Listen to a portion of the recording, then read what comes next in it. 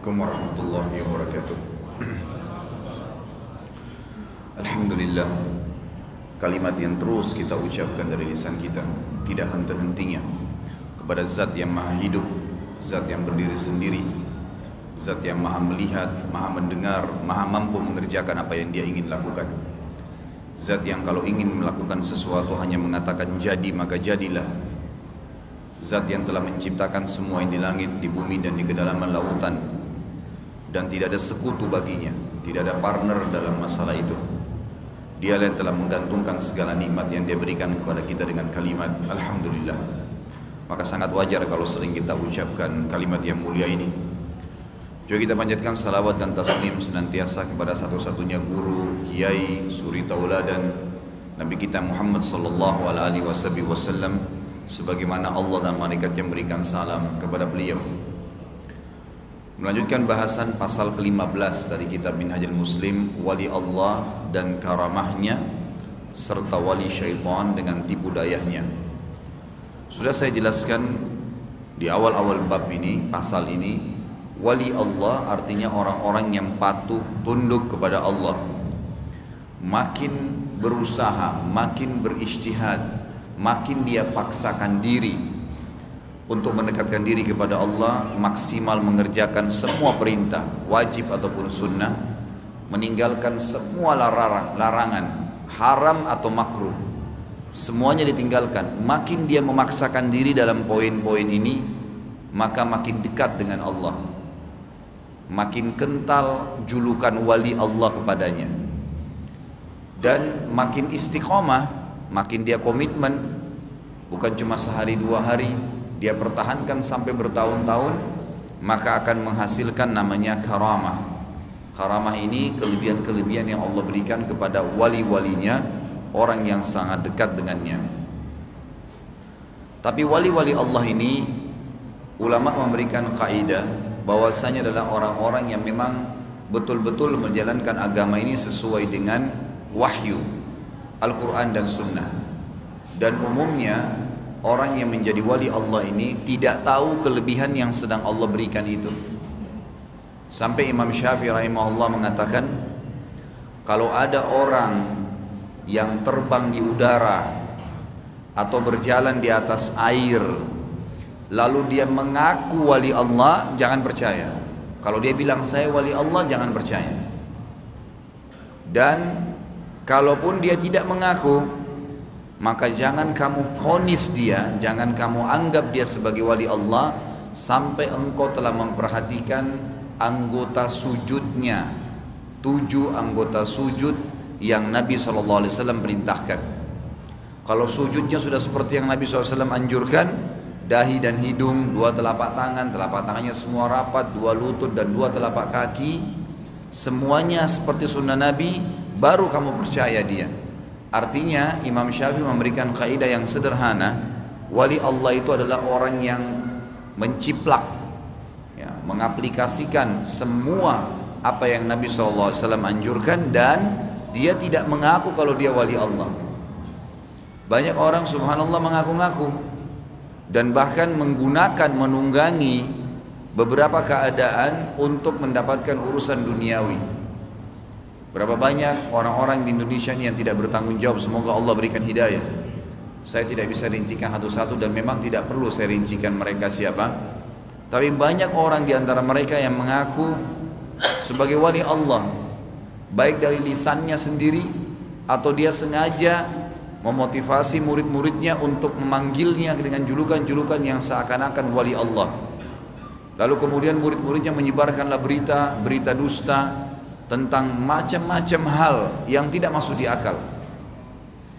Di antaranya ada yang mengaku wali Allah, saya sudah sampai pada tingkat waliullah, atau murid-muridnya mengatakan sampai saya berkomunikasi dengan Allah dan saya sudah dihilangkan kewajiban untuk ibadah, sehingga mereka menganggap levelnya sudah sampai orang yang sangat dekat dengan Allah, nggak perlu lagi sholat, nggak perlu lagi ibadah-ibadah yang lainnya, karena sudah sampai pada level wali. Ini dusta, penipuan. Dia tipu dirinya sendiri dan dia tipu masyarakat. Tujuan ujung-ujungnya adalah masalah duit, karena ingin mendapatkan urusan dunia ini. Berapa banyak orang di antara mereka yang mengaku sebagai waliullah, Padahal mereka menggunakan jin dan syaitan dalam mengobati orang. Padahal sebenarnya wali-wali Allah ini umumnya mereka tidak tahu karamahnya, tapi orang lain yang mengetahuinya. Orang lain yang mengetahuinya. Secara tidak sengaja mereka mengucapkan kata-kata yang memang benar. Secara tidak sengaja mereka mendoakan orang-orang yang sedang sakit sembuh. Seperti itu kejadiannya. Tapi kalau secara khusus, maka ini umumnya Imam Syafi'i sudah memberikan kaidah tadi. Nanti juga kita masih dalam dalil-dalil masalah wali Allah ini. Ada juga wali syaitan dan tipu dayanya. Jadi ada orang-orang yang ditipu oleh syaitan sehingga mereka bergantung pada syaitan itu, dan mereka berani berpenampilan seperti orang-orang yang dekat dengan Allah. Tadi saya bilang, misal di wilayah Indonesia ini mayoritas muslim, maka mereka untuk mencari tenarnya dunia, mencari uang, duit untuk kehidupan, sumber penghasilan untuk mengisi perutnya dengan makanan, maka mereka berani berpenampilan seperti penampilan para ulama-ulama dengan imamah, dengan baju, dengan jubah, dengan beragam macam hal. Bahkan ada yang berani sampai pada tingkat meletakkan batu-batu panas di dahinya supaya dahinya warna hitam. Tampil di tengah-tengah masyarakat, tapi mereka pendusta yang nyata. Ada beberapa orang bahkan saya lihat sendiri cuplikannya yang luar biasa, sangat jauh dari agama, ngawur ngomongnya, tapi dianggap waliullah. Ada yang mengaku sebagai Tuhan, ada yang mengaku sebagai orang yang menemui Jibril langsung, ada yang mengaku begini dan begitu. Ini semua kedustaan yang luar biasa yang harus diluruskan. Jadi bukan seperti itu wali Allah, tapi itu adalah wali-wali syaitan justru. Ada orang bahkan kedapatan di salah satu wilayah di Indonesia ini, banyak pejabat yang datang meminta bantuan agar bisa mendapatkan jabatan. Lalu diberikan air, diberikan ini, diberikan keris, diberikan segala macam, tapi penampilannya seperti kiai. Ternyata dia dukun. Waktu dia meninggal ditemukan ada satu kamar di rumahnya, dan ini kebongkar pada saat itu. Sampai keluarganya, istri, anaknya pun kaget. Ruangan itu selama dia hidup nggak boleh orang yang masuk, nggak boleh ada orang yang masuk. Waktu dibuka ditemukan banyak lembaran-lembaran Al-Quran yang penuh dengan bau kencing dan berserakan di lantai. Salah satu syarat syaitan supaya dia bisa tenar, supaya dia bisa mendapatkan duit dari orang-orang yang minta jabatan, dia harus menghina Al-Quran.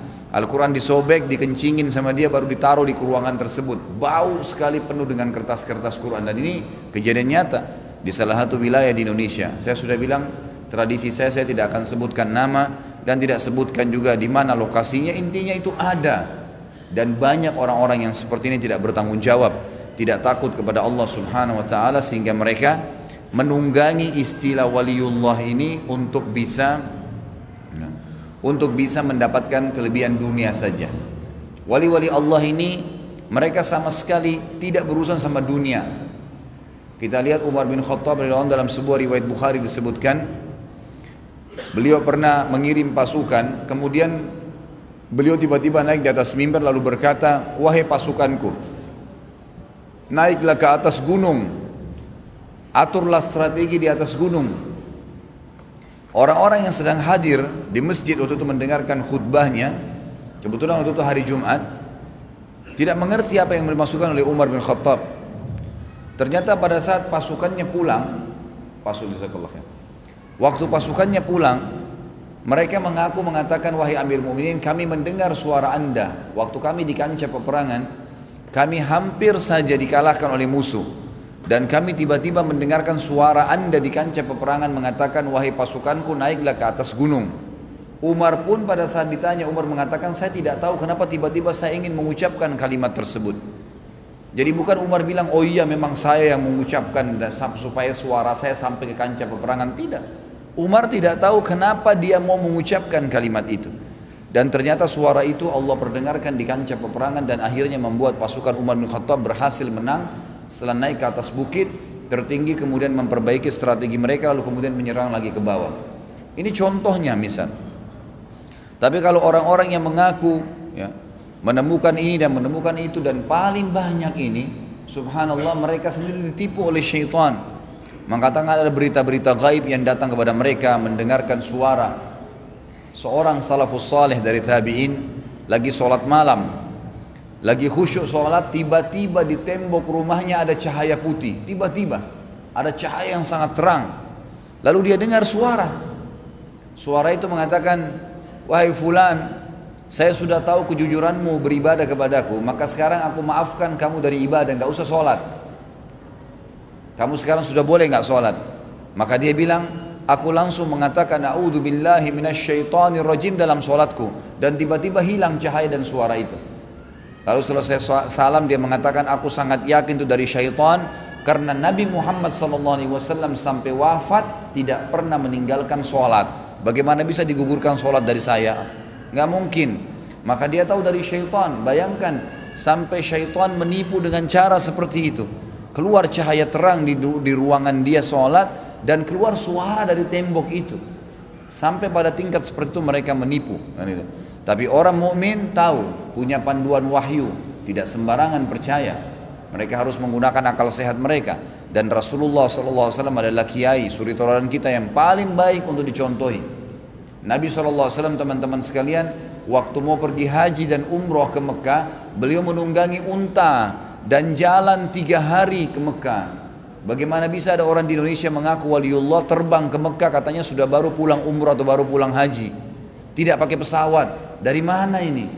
Nabi SAW saya tidak bisa. Nabi itu Isra Mi'raj, bisa naik burak, datang burak membawanya bukan cuma ke Palestina, ke langit, menembus langit yang Allah mengatakan jaraknya 50.000 tahun, ditembus oleh Nabi SAW. Tapi umroh, haji, beliau naik unta. Kalau memang anda bisa, Nabi SAW lebih pantas. Masa anda lebih hebat dari Nabi? Nggak mungkin itu. Yang lucunya lagi, mereka kadang-kadang di hari Jumat bilang saya baru pulang sholat Jumat dari Mekah, padahal itu masih waktu siang di Indonesia.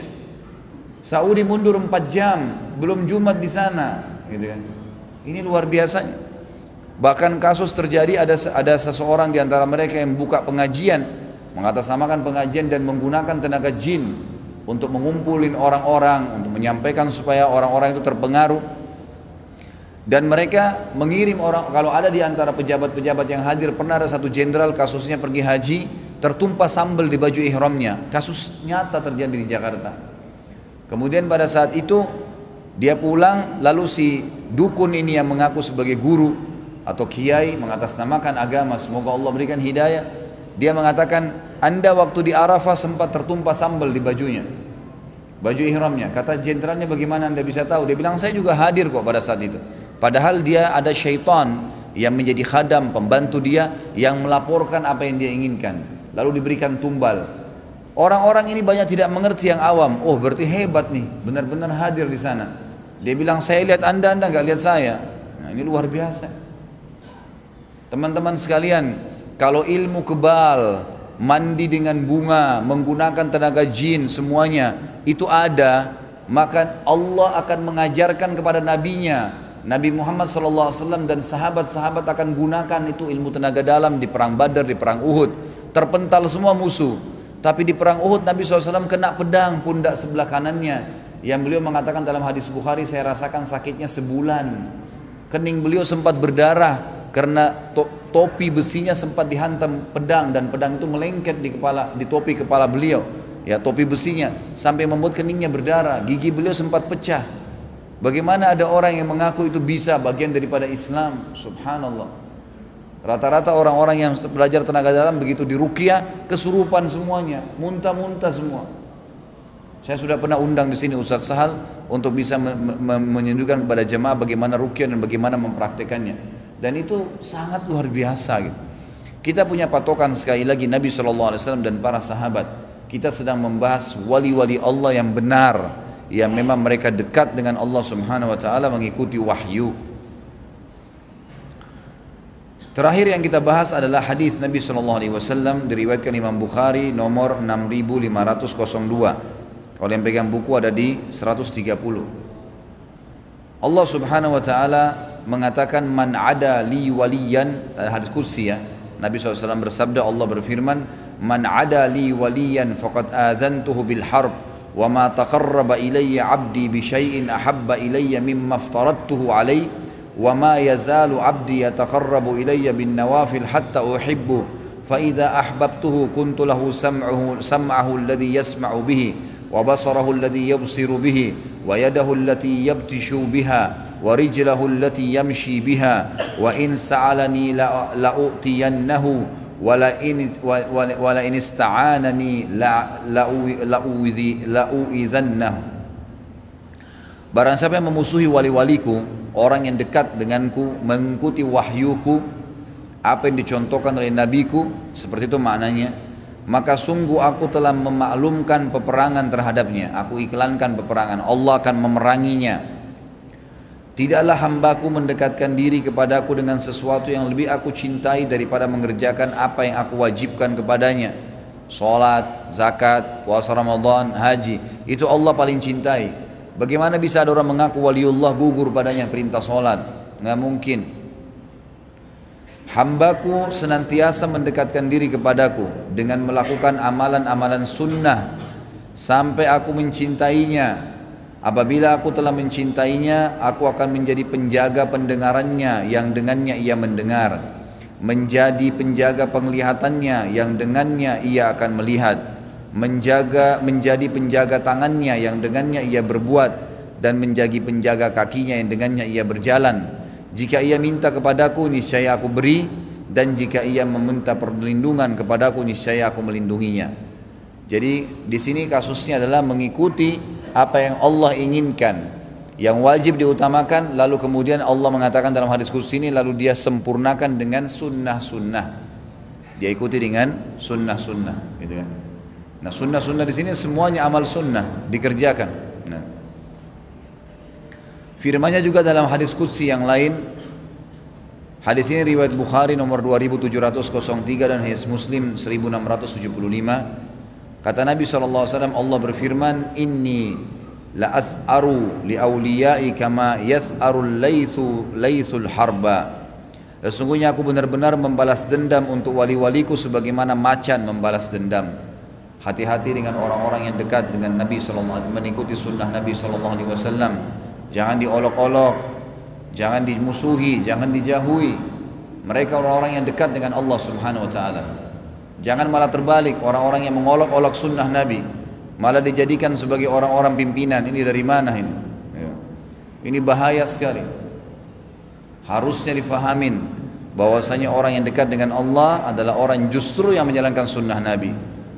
Kalau anda sudah menjalankan sunnah Nabi SAW, berusaha sholat tepat waktu, semua dari ujung rambut sampai ujung kaki mengikuti Nabi SAW, termasuk memelihara jenggot, memotong kuku, ya, kemudian berpenampilan dengan penampilan yang islami, tidak isbal, ya, semua itu adalah menjalankan sunnah Nabi SAW. Orang yang belum bisa mengamalkan, dia jangan olok-olok, dia minimal berdoa kepada Allah untuk bisa mengamalkannya, karena orang-orang yang telah mengamalkan lebih baik dari dia. Siapa yang sengaja mengolok-olok, sengaja mencari masalah dengan orang-orang justru yang dekat dengan Nabi SAW ini, menjalankan sunnah-sunnah beliau, maka Allah sudah mengatakan di sini, sungguh aku akan balas dendam kepada orang-orang yang menyakiti wali-waliku sebagaimana macan membalas dendam. Riwayat Muslim, Inna lillahi rijalan law aqsamu 'ala Allahi la abarrahum. Sesungguhnya Allah mempunyai orang-orang yang sekiranya mereka bersumpah atas nama Allah untuk mendapatkan kemuliaannya, niscaya Allah akan mengabulkannya. Jadi ada orang-orang memang subhanallah dinukil dari para sahabat, ya. Kalau tidak salah Al-Bara' ibn Azib radhiyallahu anhu, sahabat Nabi yang mulia terkenal sekali. Beliau kalau bersumpah atas nama Allah diterima.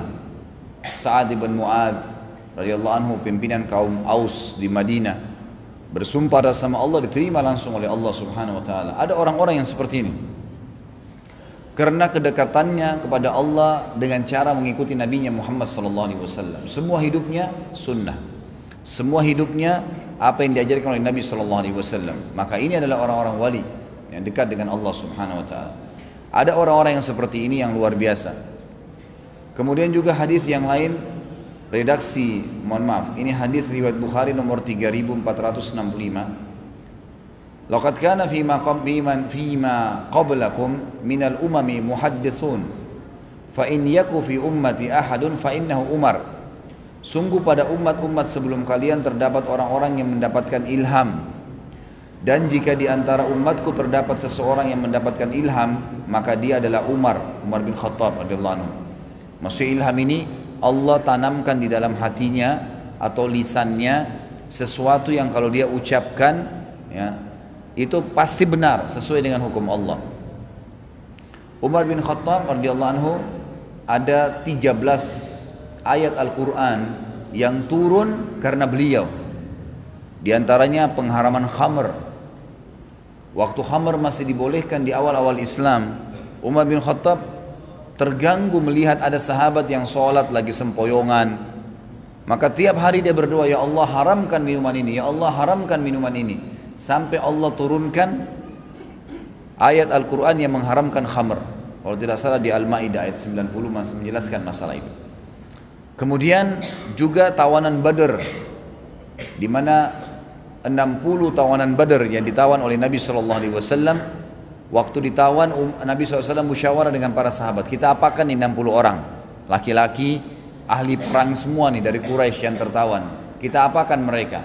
Ditanya Abu Bakar bilang, ya Rasulullah mereka juga kerabat kita, sama-sama dari Mekah, ada hubungan kerabat, bebasin aja. Kita tunjukkan kalau Islam suka membebasin.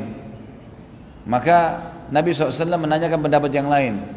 Ada sahabat yang lain mengatakannya, Rasulullah seperti Abu Bakar kita bebasin, tapi kita ambil tebusan sebagai bentuk penghinaan buat mereka. Kenapa mereka keluar menyerang agama Islam, menyerang Rasulullah utusan Allah Subhanahu wa ta'ala. Waktu datang ke Umar, kata Nabi SAW, wahai Umar, apa pendapatmu? Umar subhanallah mengucapkan kalimat yang dia berkata, ya Rasulullah, datangkan orang yang terdekat dari mereka. Yang dari 60 orang ini orang yang paling dekat dengan saya, ada hubungan kerabat, saya tebas lehernya. Datangkan orang terdekat kepada Abu Bakar, Abu Bakar tebas lehernya. Datangkan orang terdekat kepada si fulan, suruh bunuh semuanya. Kata Nabi SAW, kenapa Umar? Kenapa begitu tegas? Kata Umar, ya Rasulullah, 60 orang ini bukan orang kafir biasa. Ini mereka ahli perangnya Quraisy. Anda kalau lepaskan mereka, satu orang di antara mereka bisa bentuk pasukan untuk menyerang lagi Madinah. Dan mereka sudah keluar dengan pakaian perangnya, ya Rasulullah. Kalau bukan kita yang menawan mereka, maka mungkin mereka sudah membunuh kita. Waktu itu Nabi SAW tidak cenderung dengan pendapat Umar radhiyallahu anhu. Keesokan paginya, subuh, Nabi SAW duduk di masjid bersama Abu Bakar sambil menangis. Umar masuk. Lalu Umar bertanya, ya Rasulullah, wahai Abu Bakar, apa yang membuat kalian berdua menangis? Beritahukan kepada saya supaya saya ikut menangis, atau saya paksa diri saya menangis. Karena nggak mungkin orang dua ini menangis kecuali masalahnya penting. Nabi dan Abu Bakar, dua orang yang mulia. Kata Nabi SAW, wahai Umar, telah turun firman-Nya Allah, kalau bukan karena rahmat Allah, telah turun firman-Nya Allah yang menyetujui pendapatmu. Kalau bukan karena takdirnya Allah, ya, Allah memaafkan, maka kami semua akan binasa kecuali kau, hai Umar. Jadi telah turun firman Allah SWT mendukung Umar. Mestinya 60 orang itu dibunuh semuanya. Tapi Nabi SAW kena memaafkan dan menyuruh membayar upeti, maka Allah maafkan dan menerima pendapat Nabi SAW. Tapi Allah mengatakan, laula kitabun sabaka lamassakum fima akhadtum fi adzabun alim. Kalau bukan karena takdirnya Allah dan Allah memaafkan kalian, maka sudah ditimpa kalian azab yang pedih. Bagaimana kalian ambil keputusan ya membebaskan 60 tawanan benar itu? Termasuk juga turunnya ayat tentang munafik, tidak boleh solati orang munafik. Itu karena Umar radhiyallahu anhu.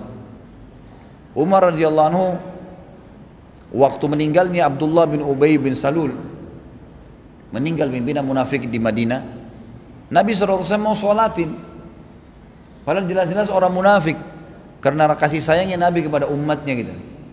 Maka Umar mengatakan, saya tidak tahu kenapa tiba-tiba saya berdiri dan saya memegang tangan Nabi SAW dengan keras sambil berkata, ya Rasulullah, ini munafik, jangan sholatin. Nggak boleh sholatin, munafik nih. Kata Nabi SAW, wahai Umar, saya coba sholatin, semoga Allah bisa ampuni. Kata Umar, ya Rasulullah, munafik, Allah tidak akan ampuni. Akhirnya Nabi SAW sholatin waktu itu, karena melihat Umar sangat tegas. Turun firman Allah menegur Nabi SAW yang mengatakan, ya, mulai sekarang hai Muhammad, jangan pernah kau sholatin mereka, jangan kamu berdiri di kuburannya mendoakan, sesungguhnya mereka telah kufur kepada Allah, kufur kepada Allah dan Rasulnya. Turun firman Allah mendukung Umar. Seperti ini waliullah, Allah SWT berikan kepada mereka kelebihan-kelebihan karena mereka niatnya baik untuk menunjukkan agama ini sebenarnya. Masalah hijab, jilbab juga begitu. Turun karena Umar bin Khattab merasa terganggu. Sebagian muslimah di Madinah waktu belum turun ayat hijab, mereka memperlihatkan sebagian rambutnya. Maka maka Umar bin Khattab selalu berdoa, ya Allah, tutuplah aurat perempuan-perempuan kami, tutuplah aurat perempuan, sampai turun firman Allah menyuruh meletakkan jilbab, kain yang panjang diulurkan dari kepala sampai ke kaki, gitu. Perintah Allah SWT untuk itu. Banyak sekali firman-firman Allah Subhanahu wa taala yang turun karena Umar. Makanya sabda Nabi SAW dalam hadis Bukhari ini merincikan tentang apa yang terjadi, merincikan apa yang sedang terjadi.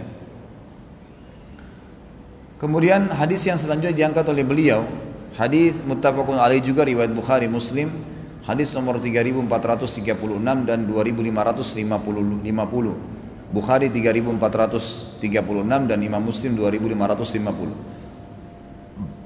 Kanat imra'atun turdi'u waladaha fara'at rajulan ala farasin farihin faqalat Allahumma ij'al waladi mithla hadha faltafata ilaihi at-tiflu wa huwa yarda' wa qala Allahumma la taj'alni mithlah.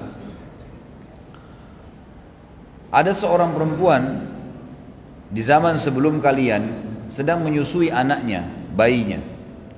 Lalu ia melihat seorang laki-laki menunggangi kuda yang sangat indah. Orang itu pun tampan, kelihatan gagah. Lalu ibu itu berkata, ya Allah, jadikan anakku seperti orang ini.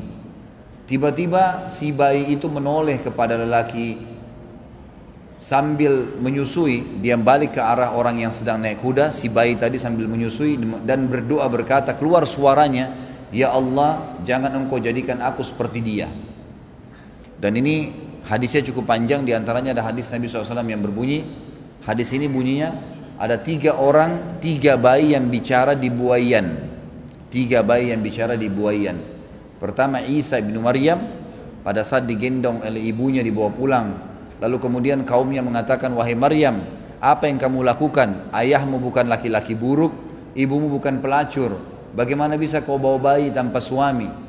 Maka Maryam memberikan isyarat kepada Isa. Lalu Isa berbicara dalam surah Maryam, dijelaskan, saya adalah hamba Allah, diutus, ya, dan saya akan berbakti dengan ibu saya dan seterusnya, ya. Dan Allah memberikan ketentraman, kebahagiaan dan petunjuk kepada saya, keselamatan bagi saya selama saya hidup dan sampai saya meninggal. Intinya Isa alaihissalam berbicara pada saat dia di buaian. Bayi yang kedua adalah bayi ini, bayi yang sedang disusui oleh ibunya. Dan sebagian ulama hadis menanggapi mengatakan anak ini memang adalah anak yang sudah Allah takdirkan soleh nanti pada saat besar. Maka dia berbicara, ya, pada saat ibunya mengatakan jadikanlah anakku seperti orang ini, ternyata orang yang di atas kuda tadi adalah orang fasik, orang yang suka berzina, mabuk, orang yang jauh dari Allah. Maka Allah jadikan bayi itu berdoa mengatakan, ya Allah, jangan kau jadikan saya seperti dia. Lanjutan riwayat ini berbunyi juga, lalu lewatlah seseorang lagi menunggangi kuda dalam kondisi keadaannya biasa-biasa saja, pakaiannya biasa, gitu kan, keadaannya seperti bukan orang yang memiliki kedudukan dan wibawa. Lalu ibu itu mengatakan, ya Allah, jangan kau jadikan anakku seperti orang ini. Lalu si bayi itu berdoa lagi berkata, ya Allah, jadikan aku seperti orang ini.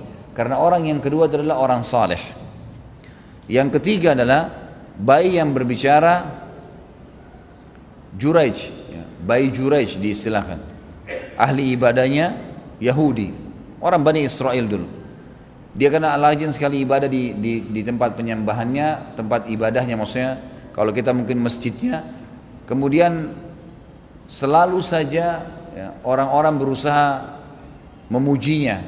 Sampai ada seorang wanita pelacur yang ibunya panggil dia lagi sholat, sempat terlambat turun. Lalu ibunya buru-buru mengatakan, ya Allah, ya, buatlah Juraij, ya, didatangi oleh perempuan-perempuan yang tidak benar. Lalu kemudian ada satu perempuan pelacur datang ke masyarakat sekitar itu berkata, apakah kalian menganggap Juraij orang yang paling saleh? Kata mereka, iya. Bagaimana kalau saya bisa berhasil membuat Juraij berzina dengan saya? Apa yang kalian katakan? Kata mereka, tidak mungkin, mustahil. Kalaupun kau bisa lakukan, maka kami akan berikan apa yang kau mau. Maka perempuan itu pun datang berusaha menggoda Juraij supaya mau berzina dengan beragam macam perhiasannya, kata-katanya, godaannya, rayuannya, tapi tidak berhasil. Karena dia takut dipermalukan perempuan ini, dia pergi ke tempat padang pasir pengembalaan kambing, ada pengembala kambing, lalu dia ajak berzinalah. Kebetulan masa suburnya, lalu kemudian hamil si perempuan pelacur tadi. Dia datang memantapkan pada masyarakat, nih lihat, saya sudah hamil dari Juraij. Waktu dia masuk ingin menggoda Juraij, masyarakat yang memang penasaran mau lihat sempat melihat, masuk ke dalam. Kemudian karena Juraij menolak, perempuan ini keluar lalu ke tempat pengembala kambing tadi. Waktu dia masuk orang lihat, waktu dia mengaku hamil dari Juraij, orang percaya karena sempat masuk ke Juraij. Orang tidak tahu berzina atau tidak, padahal sebenarnya tidak terjadi.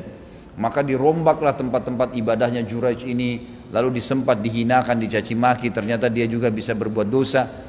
Lalu melahirkanlah perempuan tersebut. Beberapa waktu kemudian Juraij pun mendatangi perempuan tersebut dan mengambil anaknya dan membawa anak tersebut di depan masyarakat sambil menekan perutnya dan mengatakan, sebutkan siapa nama ayahmu. Maka berkatalah bayi tersebut, ayah saya si fulan pengembala kambing. Maka masyarakat pun akhirnya meminta maaf dengan Juraij, memperbaiki tempat ibadahnya, tapi ini bayi termasuk yang bicara dalam buayan, gitu kan. Ada lagi riwayat yang lain menyebutkan bayi yang juga bicara dalam buayan adalah bayi yang digendong oleh ibunya pada saat terjadi kisah Ashabul Ukhdud, pembakaran massal masyarakat Yaman waktu itu karena mereka dari Nasrani disuruh masuk ke Yahudi. Ini ada saya sampaikan panjang lebar kisahnya di sirah, bisa diikutin. Tapi yang jelas ada seorang ibu waktu mau lempar dirinya ke api, akan dilempar oleh pasukan yang membunuh mereka karena mereka beriman pada Allah, sempat takut melihat bayinya. Lalu bayinya berkata, wahai ibu, jangan kau takut karena engkau sedang menuju ke surga. Maka ibu tersebut pun akhirnya masuk ke dalam api bersama dengan bayinya. Tapi ringkas cerita adalah di sini termasuk yang dikatakan karamah, adanya kelebihan yang Allah berikan kepada orang-orang saleh, bahkan kelihatan dari mereka masih bayi, bahkan kelihatan pada saat mereka masih bayi dari perilaku-perilakunya. Makanya perlu sekali Bapak Ibu sekalian untuk mencetak kader-kader wali Allah ini bisa dari kecil. Kalau antum dulu sudah melakukan pelanggaran, coba anak-anak tidak. Jangan dengarkan musik, jangan perlihatkan sesuatu yang berbau dengan hal-hal yang haram, aurat lawan jenis. Selalu perdengarkan Al-Quran, sibukkan dengan hadis-hadis Nabi dari kecil. Biasakan mereka sholat malam. Saya kagum dengan salah satu ibu pengajian, sempat anaknya dititipin sama saya waktu umroh. Anaknya itu masih baru balik, masih baru 13 tahun umurnya. Umroh dengan saya, satu kamar, subhanallah, anak ini mau sekali selalu dekat dengan ustadz. Maka saya pun bilang, saya ada banyak program-program, kalau kamu ikut silahkan, tapi kalau nggak bisa jangan paksain. Di antaranya bangun malam nih, 1 jam setengah sebelum subuh sudah masuk ke Masjid Nabawi. Anak ini dengan semangat bangun, umur 13 tahun, bangun, wudu, ikut dengan saya sholat. Saya hari pertama baca ayat-ayat pendek, kemudian saya lihat anaknya sabar. Di hari kedua saya baca surah yang panjang, dia tetap sabar. Lama ruku, lama sujud tetap dikerjakan sama dia. Dan anaknya kelihatan seperti orang yang sudah sangat faham, luar biasa gitu. Saya melihat anak-anak seperti ini nih yang akan punya ya nilai di mata Allah Subhanahu wa taala. Jadi harus betul-betul bisa dari kecil mereka dicetak, ya, bisa dibuat seperti itu. Jangan sampai kita mengatakan, oh masih anak-anak, kesian, nggak usah pakai jilbab dulu, nggak apa-apalah mainannya begini dan begitu. Enggak, memang tidak ada toleransi. Kita harus mencetak kader-kader orang yang dekat dengan Allah Subhanahu wa taala. Dan ini jelas gitu ya. Kita tahu juga kisah bagaimana Nabi Khidir waktu membunuh anak kecil. Musa alaihissalam kaget, ada anak kecil lagi main-main, tiba-tiba langsung dibunuh oleh Khidir. Apa kata Nabi, kata Musa, hai Khidir, kenapa kau bunuh anak kecil? Gak ada dosanya, gak ada salahnya, belum balik lagi. Kata Khidir, jangan kau tanya, saya sudah kasih syarat kalau mau belajar dengan saya jangan tanya sampai saya jelaskan. Tapi akhir ceritanya adalah Khidir sempat menjelaskan, Allah telah memberitahukan kepada saya kalau anak ini nanti kalau dewasa, kalau dia hidup dia akan nyusahkan orang tuanya, sementara orang tuanya orang saleh. Kesolehan orang tua Allah akan nilai itu. Anak ini akan mengganggu nanti orang tuanya. Dia akan berbuat kejahatan-kejahatan. Orang tuanya jadi susah nanti. Orang tuanya jadi susah. Maka kata Khidir saya diperintahkan untuk membunuhnya. Kalau dia dibunuh oleh saya dan itu perintah Allah, tidak ada masalah karena saya utusan Allah dan dia meninggal sebelum balik. Sebelum balik jadi tidak ada masalah dan Allah akan gantikan orang tuanya dengan anak-anak yang soleh setelah itu. Jadi ada pengaruh sampai ke situ, gitu kan? Ada pengaruh sampai ke situ. Jadi kita harus memahami masalah ini. Kemudian kata beliau, pada sabda beliau tentang Juraij dan ibunya, tak kala ibunya berdoa, ya Allah jangan engkau matikan Juraij sebelum engkau perlihatkan kepadanya wajah wanita-wanita tunasusila, maka Allah pun mengabulkan permohonannya sebagai karamah baginya dari Allah SWT. Sudah saya jelaskan tadi. Dan ketika Juraij dituduh bahwa bayi tunasusila itu adalah darah dagingnya, maka Juraij berkata kepada sang bayi, siapa ayahmu yang sebenarnya? Bayi itu mengatakan, ayahku adalah si pengembala kambing. Footnote nomor 112, hadis Bukhari nomor 2582. Bayi itu berbicara sebagai karamah bagi Juraij yang ahli ibadah. Cerita Rasulullah SAW tentang 3 orang yang terperangkap di dalam gua yang tertutup dengan batu besar. Mereka semua berdoa kepada Allah dan bertawassul dengan amal soleh yang pernah mereka lakukan.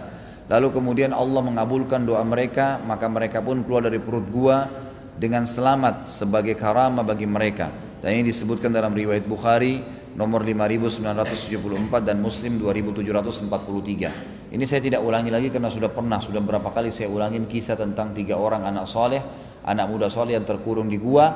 Yang satu karena menolak zina, ya, padahal dia mampu mengerjakannya. Yang satu berbakti dengan orang tuanya, berdiri pegang susu sampai subuh, sampai orang tuanya bangun baru dikasih susu. Yang satu pegawainya pergi nggak sempat ambil gaji, lalu gajinya itu diberikan kambing dan unta, diternakkan sampai banyak. Berapa tahun kemudian pegawainya datang lalu dikasihlah semua hasilnya itu.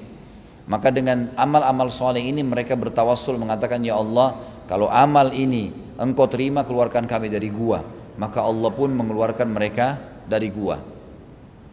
Cerita yang dijelaskan oleh Rasulullah SAW juga tentang seorang rahib dan seorang anak remaja, yang di dalam cerita tersebut disebutkan anak remaja itu melempar binatang buas yang berada di jalanan umum yang menghalangi masyarakat yang hendak lewat di situ. Anak remaja itu melemparnya dengan batu hingga mati dan masyarakat pun dapat melintas jalan itu dengan aman. Peristiwa ini merupakan karamah baginya. Sang raja pun telah berupaya keras untuk membunuh anak remaja itu dengan segala macam cara, namun gagal total. Ia dilempar dari puncak gunung, namun anak itu tidak terbunuh. Lalu raja membuangnya ke laut, namun ia selamat. Ia keluar dari laut dengan berjalan kaki. Semua itu karena karamah bagi anak remaja mukmin yang soleh tadi. Ini dilihat di footnote nomor 14, ada hadis riwayat Muslim nomor 3005. Tentu ini kisah tentang seorang anak muda, khilaf di antara ahli sejarah tentang namanya, tapi ada yang menyebutkan namanya Waddah.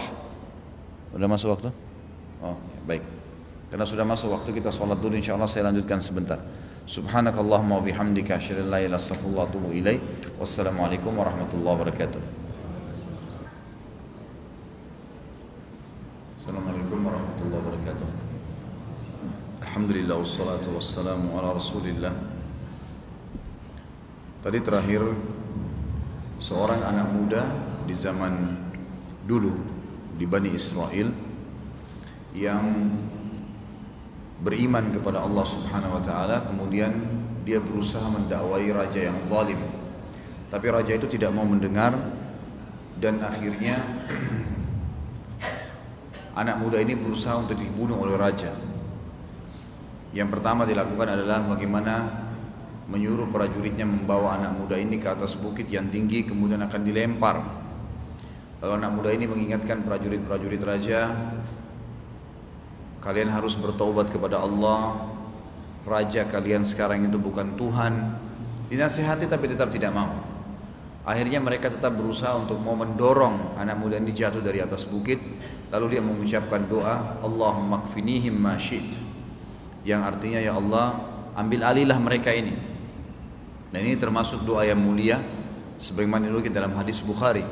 Kalau kita merasa terganggu sekali dengan masalah yang sedang kita hadapin, ada orang sangat mengganggu, sudah dinasihatin kemudian tidak mau juga, maka boleh kita ucapin doa ini, Allahumma kfinihim ma syi'ta, ya Allah ambil alih kejadian ini, orang ini diselesaikan itu, Allah yang ambil alih. Maka yang terjadi, Allah utuskan angin yang kencang lalu membinasakan semua prajurit-prajurit raja tersebut, dan anak muda ini tidak terganggu sama sekali dengan angin tadi. Dia pulang lagi ke istana raja, lalu rajanya kaget bertanya, mana prajurit-prajurit saya? Kata anak muda ini, Allah telah binasakan mereka. Apa kau masih belum mau bertobat kepada Allah? Masih tetap mau mengaku sebagai Tuhan? Karena raja itu mengaku sebagai Tuhan. Maka dia suruh prajuritnya tangkap anak muda ini, bawa dia ke tengah lautan, tenggelamkan, ikat di sebuah tiang. Kemudian tiang itu juga ditambah bobot lagi, diikat rantai dengan batu yang besar, cemplungkan dia, tenggelamkan di lautan. Dibawalah ke sana. Di tengah lautan sementara jalan, anak muda ini kemudian menasihatin orang-orang untuk taubat kepada Allah Subhanahu wa taala. Tetap tidak mau. Di tengah lautan maka anak muda ini mengatakan, Allahumma kfinihim ma syi'ta. Ya Allah, ambil alih mereka ini. Lalu kemudian Allah datangkan ombak yang besar, menggulung kapal tersebut. Akhirnya kapal itu tenggelam, hancur, semuanya mati. Tapi anak muda ini subhanallah dengan ombak itu membuat ikat tali yang terikat di tangannya di kayu itu terbuka, dan kayu ini pun tenggelam dengan batunya. Lalu anak muda ini berhasil ke tepi pantai. Masyarakat pada saat itu mendengar isu ini, dan mereka semua mengatakan, anak muda ini kalau betul-betul tidak mati juga dengan ditenggelamkan oleh raja, berarti Tuhannya benar. Maka betul-betul masyarakat betul menunggu di pinggir lautan dan melihat anak muda ini selamat. Pada saat selamat pun akhirnya banyak orang yang beriman. Dia kembali lagi ke istana raja. Rajanya kaget, mana prajurit-prajurit saya? Kata dia, Allah sudah binasakan, taubatlah. Tidak mau juga. Tidak mau. Dipanggil seorang algojo berusaha untuk menebas anak muda ini, nggak bisa. Akhirnya dia bingung. Kata anak muda ini, satu cara, kalau kau ingin membunuh saya. Kata dia, bagaimana caranya? Kumpulkan seluruh masyarakat di wilayah ini, kemudian pada saat itu engkau memanah ke arahku dengan anak panahku ini, sambil mengatakan Bismillahirrabbilgulam, dengan nama Allah Tuhannya anak muda ini, maka kau akan bisa membunuhku.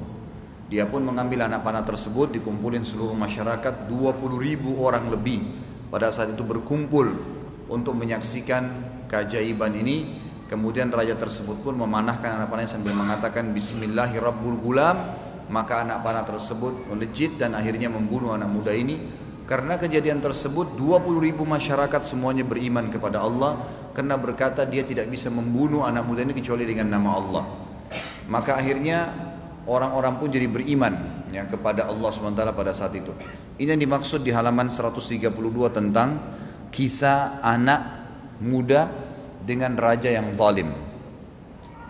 Dan di situ disebutkan footnote nomor 114, hadis riwayat Imam Muslim nomor 3005. Kemudian poin ketiga, riwayat-riwayat dan kesaksian ribuan ulama tentang para wali dan karama-karama yang tak terhitung jumlahnya. Tentu banyak ulama yang menulis riwayat-riwayat seperti dalam Sahih Muslim, Sahih Bukhari, dan sunan-sunan yang sahih, Sunan Abi Dawud, Tirmidzi, Ibnu Majah, Nasai, Darimi.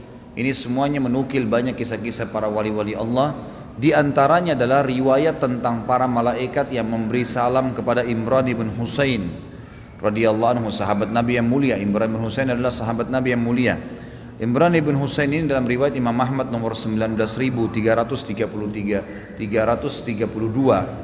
itu disebutkan sering kali mendengar malaikat memberikan salam kepadanya. Dan ini juga sebuah karamah. Imran bin Husain sahabat Nabi yang mulia, rajin sekali beribadah. Juga Salman Al-Farisi dan Abu Darda radhiyallahu anhuma, ketika mereka makan pada piring yang besar, lalu piring besar atau makanan yang di dalamnya bertasbih, mereka mendengar tasbihnya. Dinukil dalam kitab Syiar Alam Nubala dalam athar yang sahih. Kemudian juga seorang sahabat yang lain, Hubaib radhiyallahu anhu, ketika ditawan oleh orang-orang kafir Quraisy di Mekah, maka mereka menemukan, jadi Hubaib ini waktu ditawan tidak dikasih makan, tidak dikasih minum, ditawan begitu saja. Karena kebetulan Hubaib ini ditawan secara paksa oleh orang-orang Quraisy waktu para sahabat sudah hijrah ke Madinah. Maka diikat di sebuah tiang, tidak dikasih makan, tidak dikasih minum. Anehnya pada saat itu mereka menemukan di sekitar Hubaib ada air, ada anggur. Waktu itu di Mekah tidak ada buah anggur sama sekali. Dan ini dinukil dalam riwayat yang sahih, riwayat Imam Bukhari nomor 3045, sebagaimana footnote nomor 118. Jadi ini keajaiban Allah SWT berikan kepada dia karena dia disiksa di jalan Allah, gak dikasih makan, gak dikasih minum, malah Allah hilangkan hausnya, dan Allah datangkan untuknya buah-buahan termasuk buah anggur yang tidak ada di Mekah pada saat itu. Kemudian Bara' ibn Malik radhiyallahu anhu, setiap kali beliau bersumpah atas nama Allah mengatakan, ya Allah aku bersumpah atas namamu dalam satu masalah pasti Allah kabulkan. Dalam perang Qadisiyah itu yang ditulis di buku itu terjadi tahun 15 Hijriah. Di sini nggak ditulis ya tahunnya. Tahun 15 Hijriah, teman-teman yang punya buku bisa ditambahin tuh. Di halaman 133 itu di paragraf yang paling atas, Bara' ibn Malik radhiyallahu anhu setiap kali ia bersumpah atas nama Allah dalam suatu masalah maka Allah selalu mengabulkannya. Contohnya dalam perang Qadisiyah. Perang Qadisiyah kasih footnote kecil itu tahun 15 Hijriah. Perang Qadisiyah ini terjadi di negeri Syam. Waktu Umar bin Khattab radhiyallahu anhu mengirim pasukan menuju ke negeri Syam. Ya, di situ waktu itu ada pimpinannya Khalid bin Walid, Amr bin As dan banyak sahabat-sahabat Nabi yang lain. Maka perang Qadisiyah ini terjadi tahun 15 Hijriah. Al-Bara' ibn Malik ini beliau bersumpah kepada Allah agar kaum muslimin dapat mematahkan perlawanan kaum kafir musyrikin dan harapannya untuk menjadi syahid pertama dalam pertempuran itu, maka semuanya berjalan seperti yang beliau harapkan. Dilihat Syiar A'lam Nubala ini dalam buku tentang menjelaskan kisah-kisah sahih tentang karamah aulia. Jadi waktu itu jumlah pasukan muslimin 8.004 orang jumlah mereka, melawan pasukan Bizantium 250.000 orang. Jadi sangat tidak berimbang. 8.000 orang melawan 250.000. Secara kuantiti nggak mungkin 8.000 bisa menang. Ya itu. 8.000 segerincir kecil, ini 250.000. Artinya 4 kali lipat dari jumlah kaum muslimin. Tapi Al-Bara' ibn Malik bersumpah mengatakan, ya Allah aku bersumpah atas namamu, menangkan umat Islam dan jadikan aku orang yang pertama mati syahid di peperang ini. Maka Al-Bara' ibn Malik radhiyallahu anhu meminta agar dilempar ya dengan sebuah katapel yang besar dari luar benteng, dilempar ke dalam benteng musuh. Kemudian masuk ke dalam benteng musuh, dia pun berusaha memukul mundur musuh-musuh yang ada sampai membuka pintu gerbangnya, dan akhirnya berhasil memenangkan peperangan tersebut. Ini terjadi. Ini dalam sejarah Islam. Kemudian juga di sini ada paragraf, tapi sudah saya sebutkan tadi, kisah tentang Umar bin Khattab yang berkhutbah di atas mimbar Rasulullah SAW di Madinah. Di atas mimbar Rasulullah SAW, di situ beliau berkata, memimpin peperangan yang sedang terjadi di Persia. Hai batalion Muslim, ke bukitlah. Beliau memerintahkan kepada panglima perang batalion Muslim agar mengarahkan pasukannya ke bukit. Maka dia, pemimpin tersebut, mendengar seruan beliau di Madinah, kemudian mengarahkan pasukannya ke arah perbukitan, sehingga disitulah mereka memperoleh kemenangan dan kekalahan musuh-musuhnya, kaum musyrikin. Ketika dia kembali ke Madinah, dia menceritakan tentang suara Umar radhiyallahu anhu yang didengarnya kepada Umar dan kepada para sahabat lainnya. Ini termasuk karamah, gitu kan? Demikian pula halnya yang terjadi dengan Al-Ala Al-Hadrami radhiyallahu anhu. Ketika beliau akan menyeberangi sungai besar bersama pasukannya, beliau berdoa, ya Allah yang maha mengetahui lagi maha bijaksana, ya Allah yang maha tinggi lagi maha agung. Lalu beliau bertakbir, lalu beliau bersama pasukannya menyeberangi sungai, dan pelana-pelana kuda yang mereka tunggangi tidak basah sedikit pun. Ada semua rujukannya, footnote nomor 121 Al-Lalakai menyebutkan dalam kitab beliau Karamatil Aulia. Pernah pada suatu saat juga Al-Hasan Al-Basri berdoa kepada Allah agar membinasakan seseorang yang selalu menyakiti beliau. Maka pada saat itu juga orang itu tersungkur mengenaskan, meninggal. Ini disebutkan juga Al-Lalakai dalam kitab beliau Karamatil Aulia, atau karamahnya orang-orang yang dekat dengan Allah. Ada juga kisah sahabat tapi tidak dinukil di sini, namanya Usaid bin Khudair radhiyallahu anhu. Beliau pernah membaca Al-Quran malam-malam, lalu malaikat datang mendengarkan bacaannya. Beliau pernah malam hari kepanasan, habis sholat malam beliau duduk di halaman rumahnya, beliau membaca Al-Quran.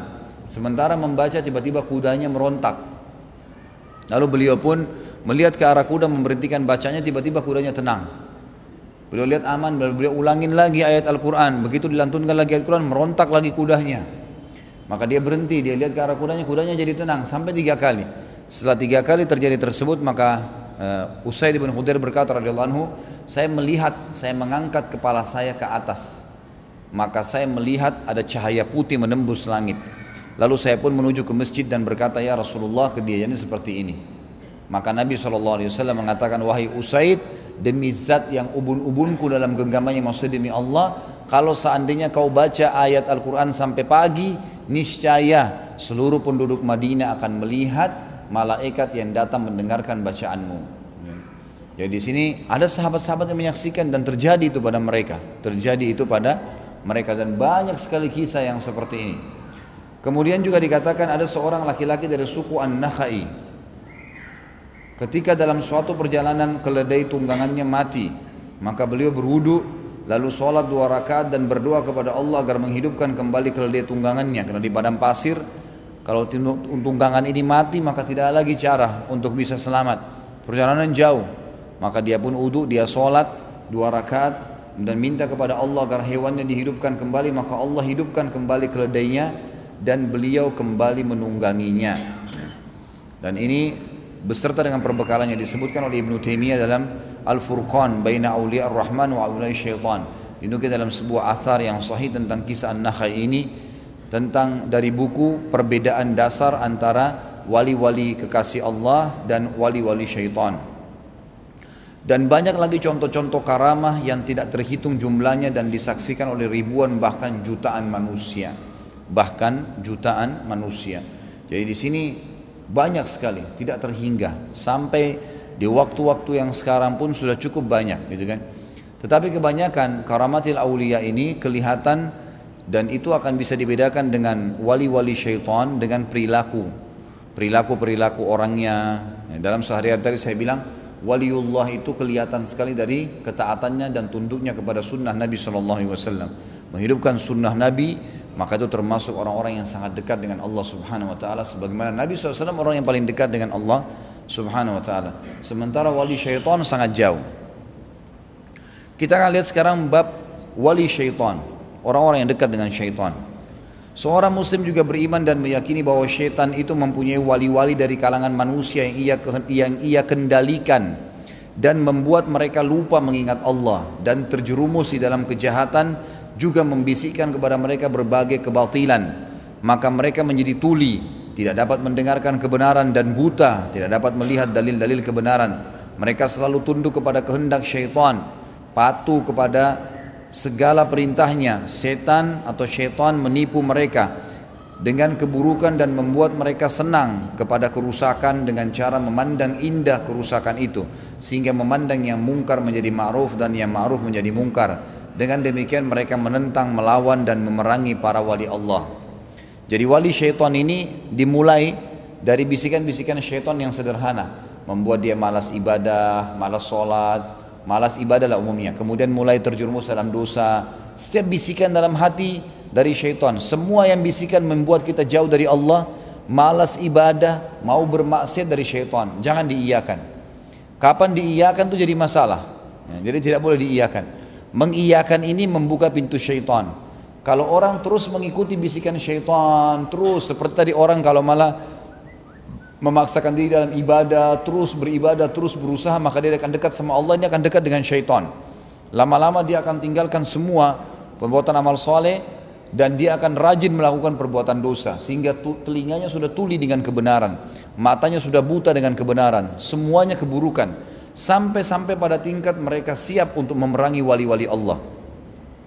Mereka siap untuk memerangi orang-orang yang saleh. Para wali Allah sangat loyal, membela dan mencintai Allah. Sedangkan para wali syaitan memusuhinya, memusuhi Allah. Gak suka masjid, gak suka orang berpakaian kelihatan kesolehan, gak suka dengan ayat Al-Quran. Kolotlah, inilah, itulah, beragam macam statement yang mereka sampaikan. Para wali Allah mencintai dan meridahi Allah. Sedangkan para wali syaitan membenci dan murka kepada Allah, dan maka mereka sangat berhak mendapatkan kutukan Allah dan murka darinya. Jika tampak pada mereka hal yang luar biasa, kesaktian seperti dapat terbang di angkasa atau berjalan di permukaan air, maka itu adalah istidraj, tanda kebinasaan dari Allah atas mereka, atau merupakan tipu daya syaitan bagi orang yang loyal kepadanya. Iman seperti itu karena dilandasi dalil-dalil berikut ini. Allah jelaskan ada wali-wali syaitan. Bapak ibu hati-hati, semua bisikan yang buruk dalam hati, untuk membuat dosa, malas beribadah kepada Allah, ya, merasa malas untuk ibadah dan selalu semangat maksiat, ini dari syaitan. A'udzubillahi minasyaitonirrajim. Karena kalau dibiarkan dia akan terus menguasai diri kita, apalagi kalau diikutin, tambah menguasai. Allah jelaskan dalil-dalilnya, bukti itu ada. Yang pertama, informasi dari Allah tentang mereka, sebagaimana dinyatakan dalam firman-Nya dalam surah Al-Baqarah 257. A'udzu billahi minasyaitonir rajim walladzina kafaru awliya'uhum at-taghut yukhrijunahum minan nuri ila adh-dhulumat ulaika ashabun nari hum fiha khalidun. Dan orang-orang yang kafir, pelindung-pelindung mereka, wali-wali mereka adalah syaitan yang mengeluarkan mereka dari cahaya kepada kegelapan atau kekafiran. Mereka itu adalah penghuni neraka, mereka kekal di dalamnya. Dalam surah Al-An'am ayat 121 Allah juga berfirman, A'udzu billahi minasyaitonir rajim wa innasyayatina la yuhuna ila awliyaihim liyujadilukum wa in ata'tumuhum innakum lamusyrikun. Sesungguhnya syaitan itu membisikkan kepada kawan-kawannya agar mereka membantah kamu, membantah Nabi Muhammad SAW, membantah ajaran beliau, dan jika kamu menuruti mereka sungguhnya kamu tentulah menjadi orang-orang yang musyrik. Nggak boleh diikutin syaitan, harus dilawan, dibantah. Termasuk syaitan-syaitan dari manusia yang berusaha menyesatkan manusia yang lain, nggak boleh dibiarin, nggak boleh suaranya lebih besar daripada orang yang beriman. Kalau terjadi sesuatu yang mereka lakukan yang buruk, harus orang beriman melawannya, nggak boleh diam. Memang sudah begitu, persaingan antara hak dan batil akan terus ada sampai hari kiamat nanti. Juga dalam firman-Nya surah Al-An'am 128 Allah menceritakan tentang wali-wali syaitan. A'udzu billahi minasyaitonir rajim wa yauma yahsyuruhum jami'an ya ma'syaral jinni qad istakthartum minal ins wa qala awliya'uhum minal insi rabbana istamta'a ba'duna bi ba'din wa balagna ajalana alladhi ajjalta lana qala an-naru mathwaakum khalidina fiha illa ma sya'allah. Al-ayah. Dan ingatlah hari di waktu Allah menghimpun mereka semua, hari kiamat. Allah sudah bongkar buat kita sekarang, wahai hamba-hamba Allah. Ini sekarang kita Allah sudah ceritain nih. Harusnya sadar dan kita bersyukur Allah sudah beritahukan dari sekarang. Di hari kiamat nanti ada pembicaraan antara Allah dengan syaitan-syaitan dan manusia yang mengikuti syaitan-syaitan itu. Dan ingatlah di hari di mana Allah menghimpun mereka semua dan Allah berfirman, hai golongan jin atau syaitan, sungguh kalian telah banyak menyesatkan manusia. Lalu berkatalah kawan-kawan mereka dari golongan manusia, ya Rabb kami, dukun-dukun, peramal, penyamun, semuanya pada saat itu mengakui keesaan Allah. Dan mereka berkata, ya Rabb kami, sungguhnya sebagian dari kami telah mendapatkan kesenangan dari sebagian yang lain, dan kami telah sampai kepada waktu atau ajal yang telah Engkau tentukan bagi kami. Allah berfirman, neraka itulah tempat diam kalian, semua kalian akan kekal di dalamnya, kecuali kalau Allah menghendaki yang lain. Dalam arti kata di sini, orang yang mengikuti syaitan pasti masuk neraka, pasti akan masuk ke dalam neraka. Tapi ada di sini firman Allah menjelaskan ada wali-wali syaitan. Kemudian firman Allah juga disebutkan di dalam surah Az-Zukhruf ayat 36 sampai 37. A'udzu billahi minasyaitonir rajim. Wa may ya'shu 'an dzikrir rahmani nuqayyid lahu syaitanan fahuwa lahu qarin. Wa innahum la yasudduna 'anis sabili wa yahsabuna annahum muhtadun. Barang siapa yang berpaling dari pengajaran Rabb yang Maha Pemurah Al-Quran, tidak mau berpegang pada Al-Quran, kami akan adakan baginya syaitan yang menyesatkannya. Maka syaitan itu akan menjadi teman yang selalu menyertainya. Orang yang jauh dari Al-Quran, jauh dari ibadah kepada Allah, Allah sengaja datangkan syaitan untuk menjadi temannya. Dan sungguhnya syaitan-syaitan itu benar-benar menghalangi mereka dari jalan yang benar, dan mereka menyangka bahwa mereka mendapat petunjuk. Jadi ada syaitan yang datang menggoda manusia, dan kalau manusia itu menurutinya maka dia menjadi wali syaitan itu. Al-A'raf 27, Inna ja'alna syayatina awliya'a lilladzina la yu'minun. Sesungguhnya kami telah menjadikan syaitan-syaitan itu pemimpin bagi orang-orang yang tidak beriman. Di orang yang tidak beriman dikerumuni sama syaitan, sama Allah dibiarin sampai dia mau taubat, baru Allah hilangkan syaitan-syaitan itu. Al-A'raf ayat 30, Innahum ittakhadhu syayatina awliya'a min dunillahi wa yahsabuna annahum muhtadun. Sesungguhnya mereka menjadikan syaitan-syaitan pelindung mereka selain Allah, dan mereka mengira bahwa mereka mendapat petunjuk. Mereka pikir bahwasanya itulah jalan yang benar. Minta-minta bersemedi di gua, di huni, di lautan, kemudian memapat ilmu kebal dan seterusnya. Mereka anggap itu adalah jalan yang benar. Padahal Allah memberitahukan kepada kita itu jalan yang salah. Syaitan dan yang menyembahnya akan masuk neraka semuanya. Allah sudah bongkar semua untuk kita. Kemudian surah Fussilat ayat 25, wa qayyadna lahum qurana'a fazayyanu lahum ma baina aydihim wa ma khalfahum.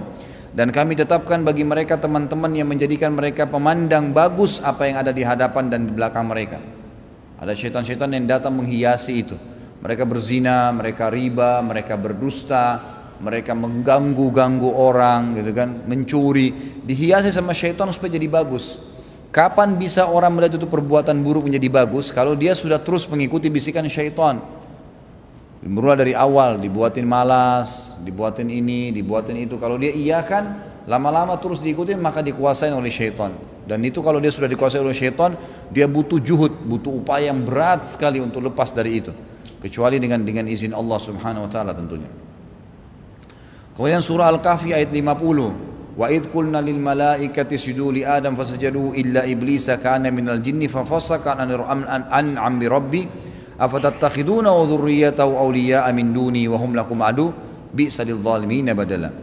Dan ingatlah ketika kami berfirman kepada para malaikat, sujudlah kalian semua kepada Adam, maka sujud mereka semua kecuali iblis, dia dari golongan jin, maka dia mendurhakai perintah Rabbnya. Patutkah kalian menjadikannya dan turunan-turunannya sebagai pemimpin selain dari aku, kata Allah, sedangkan mereka adalah musuh kalian. Sungguh itu seburuk-buruk keputusan. Jadi buruk sekali keputusan kalau orang minta tolong sama syaitan. Harus kita sadari, nggak boleh sama sekali interest sama syaitan. Syaitan datang maka diusir, nggak boleh datang, nggak boleh ngobrol, nggak boleh minta tolong, nggak boleh menikah, nggak boleh ajak teman, nggak boleh semuanya. Harus dijauhi. Karena mereka hanya akan menyesatkan manusia. Kemudian yang kedua, kita lihat bagaimana syaitan menyesatkan manusia, termasuk yang menjadi wali-walinya sendiri, dukun-dukun, peramal, yang memohon-mohon sama syaitan. Apa informasi dari Nabi SAW? Poin kedua, informasi dari Rasulullah SAW tentang wali Allah dan wali syaitan, sebagaimana tersebut dalam sabdanya di saat beliau melihat bintang terbang, meteor ya. Beliau bersabda kepada para sahabat, apa yang biasa kalian katakan terhadap hal semacam ini di zaman jahiliyah? Mereka menjawab, kami dahulu berkeyakinan itu tanda ada seorang pembesar yang mati atau pertanda akan dilahirkannya seorang bayi yang akan menjadi pembesar. Lalu Rasulullah SAW bersabda, sesungguhnya bintang itu tidak dilemparkan karena kematian seseorang atau kehidupan seseorang. Akan tetapi yang terjadi adalah Tuhan kita, Allah, apabila telah memutuskan suatu perkara, maka para pemikul arsy bertasbih. Jadi apa yang terjadi besok nih di alam semesta semua, kadar air, kadar udara, pergantian siang malam, siapa yang lahir, siapa yang mati, hewan-hewan, tumbuhan, manusia, jin, semuanya perputaran ini yang akan terjadi besok, malam ini baru Allah sampaikan kepada pemikul arsy-nya, malaikat. Maka pemikul arsy waktu menerima berita tersebut, mereka bertasbih. Kemudian para penghuni langit di bawahnya, langit ketujuh, turut bertasbih. Dan yang demikian pula penghuni langit di bawahnya lagi ikut bertasbih. Jadi malaikat langit ketujuh mendengar tasbih malaikat pemikul arsy, mereka bertasbih. Malaikat langit keenam mendengar tasbih malaikat langit ketujuh, mereka bertasbih. Sampai malaikat langit pertama mendengarkan tasbih malaikat-malaikat yang di atasnya, maka mereka pun bertasbih. Pada saat itu malaikat-malaikat di langit semua berkata kepada malaikat pemikul arsy, apa yang difirmankan oleh Rabb kita? Apa keputusan besok nih? Maka mereka pun memberitakannya. Demikian pula penghuni langit berikutnya hingga berita itu sampai kepada penghuni langit yang paling rendah. Besok akan turun hujan di sini, akan mati berapa orang manusia, jin, hewan, tumbuh-tumbuhan yang akan tumbuh, semua itu yang akan lahir, semua diberitakan. Mereka saling menukil dari dari pemikul arsy kepada malaikat langit ketujuh. Langit ketujuh memberitakan kepada langit keenam, langit keenam memberitakan kepada langit kelima, lima keempat, empat ketiga, tiga kedua, dua ke satu. Nah langit pertama dari kepala langit namanya langit pertama. Nah para malaikat memberitakan, nih si fulan besok begini, diberitakan, mereka saling menyebar informasi. Maka jin-jin kata Nabi SAW, lalu para syaitan mencuri pendengaran. Mereka saling susun menyusun sampai tiba di langit pertama di atas kepala kita ini. Dan mereka berusaha mencuri informasi apa nih? Besok hujan di sana, besok siapa mati, itu mereka curi informasinya. Lalu karena mereka dilihat oleh malaikat, maka malaikat-malaikat melempari mereka dengan bintang. Bintang-bintang diambil jadikan anak dipanah, baru dipanah setan-setan tersebut. Kemudian setan-setan itu membisikkan berita itu kepada para walinya. Jadi ada di antara, ada riwayat juga menjelaskan, maka para setan-setan tersebut banyak yang kena dan terbakar dengan meteor-meteor tadi, panah-panah dari bintang. Ada juga mereka yang berhasil lolos. Nah, yang berhasil lolos kembali ke dunia, ke bumi, memberitakan kepada wali-wali mereka, teman-teman mereka dari para dukun peramal, ini nanti turun hujan di sini, ini nanti begini, ini nanti begini. Apa kata Nabi SAW? Kemudian syaitan membisikkan berita kepada para walinya, manusia yang setia kepada mereka. Berita yang syaitan sampaikan kepada manusia itu benar, akan tetapi mereka menambahinya.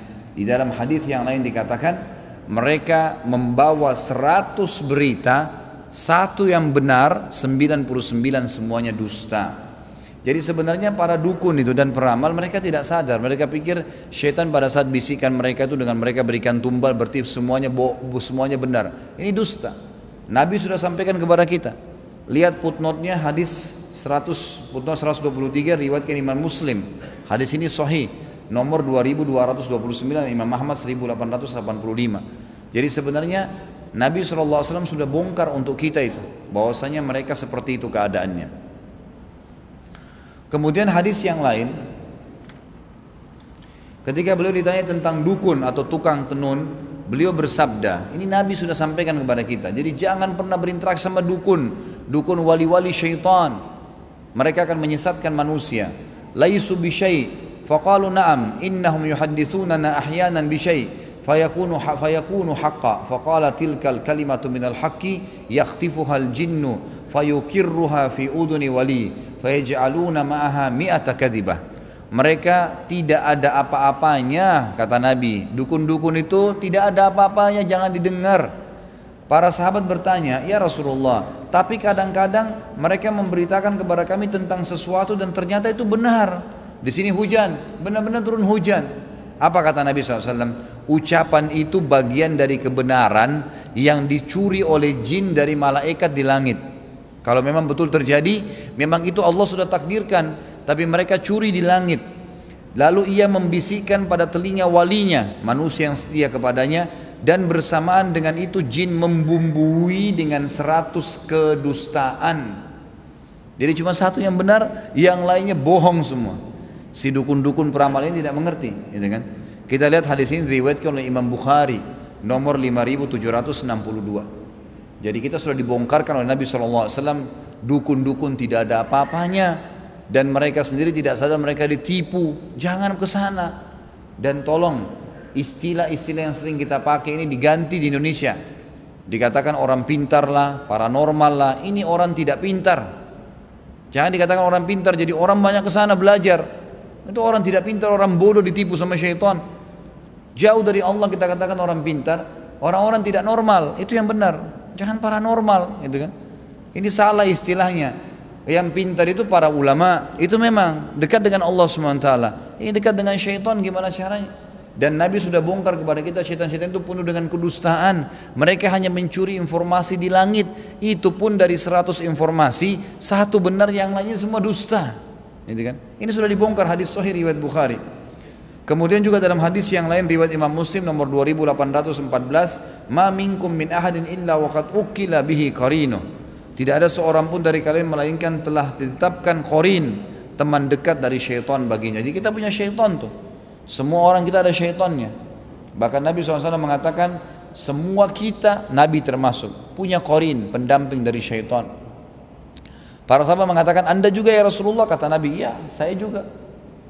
Tapi Allah telah memberikan petunjuk kepada qarin saya sehingga dia tidak membisikkan kecuali kebaikan. Nabi aja ada qarinnya. Kita juga begitu. Nah, cara tahu qarin kita itu selalu kalau ada sesuatu yang buruk pasti ada bisikannya. Misal azan, kita punya qarin dari malaikat dan dari jin ya.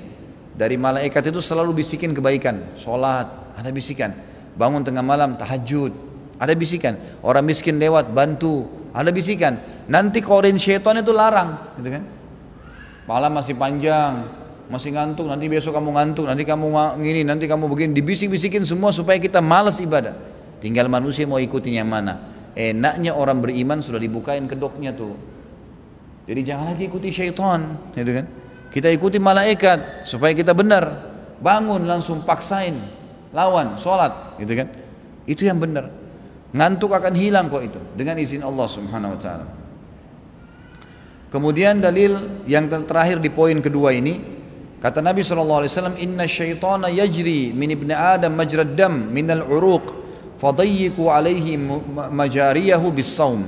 Sesungguhnya syaitan itu mengalir tubuh manusia melalui aliran-aliran darah pada urat-uratnya, maka persempitlah tempat-tempat keluar masuknya itu dengan cara berpuasa. Makin sering puasa maka makin sulit, tertutup ya, saluran-saluran darah itu tertutup, mereka jadi nggak bisa masuk. Di sini sebagian ulama hadis bilang betul-betul mereka mengalir darah manusia. Jadi kalau kita bilang a'udzubillahi minasyaitonirrajim, lari itu, datang lagi yang lain, artinya seperti darah mengalir begitu terus. Jadi jangan antum bilang saya sudah bilang a'udzubillahi minasyaitonirrajim tapi kok masih ngantuk ya, karena yang pertama dilempar panah lari, datang yang kedua. Yang si A lari, syaitan A lari, sepupunya datang. A'udzubillahi lagi lari, sepupunya pamannya datang. Terus begitu. Makanya harus engah untuk melawan. Sudah disampaikan oleh Nabi SAW. Poin yang terakhir dalam masalah bab wali syaitan ini adalah poin yang ketiga. Ribuan manusia yang melihat dan menyaksikan kejadian-kejadian aneh di berbagai tempat dan waktu yang tampak pada para wali syaitan atau paranormal. Ini para tidak normal ya. Di antara mereka ada yang dapat mendatangkan bermacam-macam makanan dan minuman dalam sekejap mata. Ada pula orang yang segala kebutuhannya dipenuhi oleh syaitan. Ada lagi orang yang diberitahukan oleh syaitan tentang masalah-masalah gaib dan tentang sesuatu yang bersifat rahasia. Ada juga orang yang dibantu oleh syaitan hingga senjata tidak mempan terhadapnya. Ada pula orang yang didatangi oleh syaitan dalam bentuk orang soleh di saat ia sedang beristighatsah atau meminta keselamatan kepada orang soleh yang sudah mati dengan maksud mengelabui dan menyesatkannya serta menggiringnya kepada perbuatan syirik dan maksiat kepada Allah. Jadi kadang-kadang syaitan ini melihat ya, kondisinya orang ini seperti apa. Kalau dia dasarnya memang tidak mau ibadah, malas ibadah, suka maksiat, ya syaitan hiasi di situ. Tapi kalau dia suka ibadah tapi dia nggak punya ilmu, maka syaitan masuk ke masalah ibadah itu, dihiasi. Banyak orang subhanallah menganggap dirinya sudah benar tapi perbuatannya salah semua. Dia kira sudah ibadah, tapi syaitan hiasi seakan-akan benar, padahal tidak mengikuti sunnah Nabi SAW. Nggak mungkin diterima sama Allah. Untuk apa diutus Rasulullah SAW? Untuk dicontohin, untuk diciplak, menjadi panutan, suri tauladan. Maka syaitan menghiasi orang-orang yang menjauhi sunnah Nabi SAW, menjelma seperti itu, seakan-akan ini perbuatan benar, sudah benar yang kamu lakukan, sudah benar yang kamu lakukan, padahal dia sedang melakukan perbuatan dosa. Dan ada pula orang yang dibawa oleh syaitan ke suatu negeri yang jauh, atau syaitan datang kepadanya dengan membawa orang-orang tertentu atau kebutuhan-kebutuhan tertentu dari tempat yang sangat jauh, dan banyak lagi perbuatan-perbuatan yang mampu dilakukan oleh syaitan dan jin-jin yang jahat. Jadi seperti dukun-dukun itu memang kadang-kadang di bawah dia oleh syaitan, karena dia sudah memenuhi syarat-syaratnya, maka sama syaitan dibawa ke negeri-negeri yang jauh untuk membuktikan kalau syaitan ini punya kekuatan. Padahal itu semua penipuan saja, hanya supaya manusia ini tunduk dengannya. Hal-hal seperti itu biasa terjadi sebagai akibat dari sangat buruknya jiwa seseorang, disebabkan perbuatannya melakukan berbagai kejahatan, keburukan, kekufuran, dan kemaksiatan yang sangat jauh dari kebenaran dan kebaikan, jauh dari iman, takwa dan kesolehan, hingga mencapai tingkat kebusukan dan keburukan jiwa yang dapat menyatukannya dengan ruh-ruh syaitan yang busuk dan jahat. Maka pada saat itulah kesetiaan antara dia dengan syaitan bersemi. Lalu syaitan membisikkan berbagai kejahatan kepadanya, dan masing-masing siap untuk saling berkhidmah dengan segala kemampuan yang dimilikinya. Maka dari itu kelak di hari kiamat dikatakan kepada mereka, Allah membongkar dari sekarang. Al-An'am ayat 128. A'udzu billahi minasyaitonir rajim. Ya ma'syaral jinni qad istakthartum minal ins. وقال أولياؤهم من الإنس ربنا استمتع بعضنا ببعض وبلغنا أجلنا الذي أجلت لنا. Hai golongan jin dan syaitan, Kenapa kalian sungguh banyak menyesatkan manusia? Lalu berkata kawan-kawan mereka dari manusia justru membela syaitan-syaitan itu. Karena di dunia sahabatnya, di akhirat juga mereka membela. Ya Rob kami, sungguhnya sebagian kami telah mendapatkan kesenangan dari sebagian yang lain. Artinya kami sama-sama saling minta tolong, saling berikan sesajen, ya saling bantu-membantu dalam kejahatan itu. Dan akhirnya kami juga sampai kepada ajal yang telah kau tentukan ya Allah. Lalu lanjutan ayat tadi Allah mengatakan, maka neraka jahanam tempat kalian dan kalian kekal di dalamnya. Allah sudah bongkar. Artinya ujung-ujungnya syaitan ini pasti akan masuk ke dalam neraka. Perbedaan antara karamah aulia, kelebihan orang-orang yang beriman, dengan perilaku-perilaku syaitan akan tampak pada etika dan perihal seseorang. Jika dia adalah dari golongan orang-orang yang beriman dan bertakwa, yang berpegang teguh pada syariat agama secara lahir dan batin, maka kejadian-kejadian ajaib yang tampak pada dirinya adalah karamah dari Allah baginya. Namun jika ia adalah orang jahat dan busuk, lagi jauh dari takwa, serta tenggelam di dalam berbagai kemaksiatan, kekufuran dan kedurjanaan, maka kejadian-kejadian aneh yang tampak pada dirinya adalah bagian dari istidraj atau tahap azab dari Allah, atau merupakan bantuan dan pertolongan syaitan untuknya. Jadi syaitan itu akan membantu orang-orang itu, membantu. Seperti orang misalnya mau berbuat zina, dia ingin sekali buat zina, dia berusaha untuk mendapatkan orang itu, maka syaitan bisikin tuh, ada bisikan dalam hatinya cara untuk bisa mendapatkan orang itu. Sampai pada tingkat kalaupun misalnya kata-kata rayuannya juga yang syaitan bisikan masih belum bisa menaklukkan lawan jenisnya, maka sampai pada tingkat syaitan menyuruh dia memaksanya, memerkosa, menggunakan beragam cara. Nah dia kalau dia ikutin terus maka hancur gitu kan. Dan syaitan ini buruknya, pada saat dia mengajarkan orang keburukan, kemudian dia berhasil membuat orang itu melakukannya. Kalau orang itu dikeroyokin misalnya gara-gara dia memerkosa orang, atau gara-gara dia mencuri, nanti ditinggalin sama syaitan. Udah celaka sendiri, yang penting sudah hancur, bagi dia begitu. Syaitan gak bertanggung jawab, dia tidak tampak gitu kan, dia tidak tampak. Dan syaitan ini hanya berusaha menakut-nakuti saja Bapak Ibu sekalian, tidak lebih dari itu. Tidak lebih dari itu. Kalau ada seseorang yang melihat penampakan itu karena kelemahan jiwanya. Kalau imannya benar sama Allah, tidak ada yang dia lihat, tidak mungkin. Syaitan tidak akan bisa menjelma di hadapan orang-orang yang beriman. Tapi kalau kepada orang-orang yang lemah imannya, atau dasarnya pernah belajar ilmu-ilmu yang memang mengundang syaitan, baru bisa. Kalau tidak, maka tidak akan pernah. Terbalik, syaitan akan selalu menghindari orang-orang yang beriman. Karena orang beriman begitu diganggu saja dia baca a'udzubillahi minasyaitonirrajim, itu saja artinya ya Allah aku berlindung kepadamu, pencipta langit dan bumi, yang menciptakan juga syaitan, dari syaitan yang rajim, yang engkau lemparkan dengan anak panah ya Allah. Kalau Indonesia terjemahkan dengan terkutuk, kalau saya lebih memaknakan rajim itu rajam, dilempar dengan anak panah. Jadi anak panah api membakar mereka. Jadi orang-orang syaitan-syaitan itu tahu, kalau orang beriman dia tahu. Begitu dia merasa nggak enak, merinding, ada sedikit rasa takut, langsung a'udzubillahi minasyaitonirrajim. Masih rasa, coba ulangi sampai 3 kali aja, hilang tuh pasti, hilang. Karena syaitan cuma bisa lakukan itu, tidak lebih daripada itu. Kalau syaitan bisa menguasai manusia, maka Bapak Ibu tidak akan bisa duduk di masjid sini. Kita nggak bakal bisa minum air, nggak akan bisa kita bekerja, nggak bisa kita punya keturunan. Tapi mereka nggak mampu untuk itu. Dia hanya punya satu pintu, kalau kita sudah takut, itu saja. Makanya selalu ditakut-takutin. Begitu takut lawan, a'udzubillahi minasyaitonirrajim. Takut di tempat sebuah gelap, datangin tempat tuh, nggak akan ada apa-apa, saya jamin dengan izin Allah. Datangin, baca a'udzubillahi minasyaitonirrajim, maka tidak akan pernah ada lagi apa-apa. Keesokan paginya, keesokan harinya Anda lewat sudah tidak pernah lagi. Syaitannya malah takut, karena kita yang berani. Kapan kita takut, dia akan menguasai kita. Kapan kita iyakan bisikannya, dia akan menguasai kita. Maka kita harus yakin. Allah SWT mengatakan itu syaitan menakut-nakuti wali-walinya. Jangan kalian takut padanya dan takut kepadaku kalau kalian beriman. Inna dzalikumus syaitanu yukhawwifu awliya'a fala takhafuhum wa khafuni in kuntum mu'minin, kata Allah. Tidak perlu kita takut kecuali kepada Allah Subhanahu wa ta'ala. Orang beriman sudah tahu dengan ilmu yang benar kalau dia hanya bisa takut dan bergantung kepada Allah Subhanahu wa ta'ala. Allah Allah, masih ada waktu, kita buka pertanyaan. Kalau ada yang mau bertanya silakan, tapi tolong ditulis di kertas. Maaf, ditulis di kertas untuk menghemat waktu. Karena kalau diucapin kadang-kadang mungkin takut lama.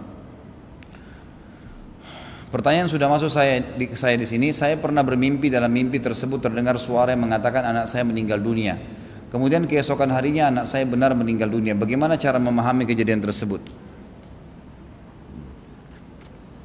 Anda lihat kondisi Anda. Kalau kondisi Anda pada saat itu orang yang dekat dengan Allah, artinya berusaha menjaga ibadah-ibadah, jauh daripada kemaksiatan, maka itu berarti peringatan dari Allah Subhanahu wa taala. Allah menginformasikan dengan caranya. Bisa saja dari malaikat yang menyampaikan itu.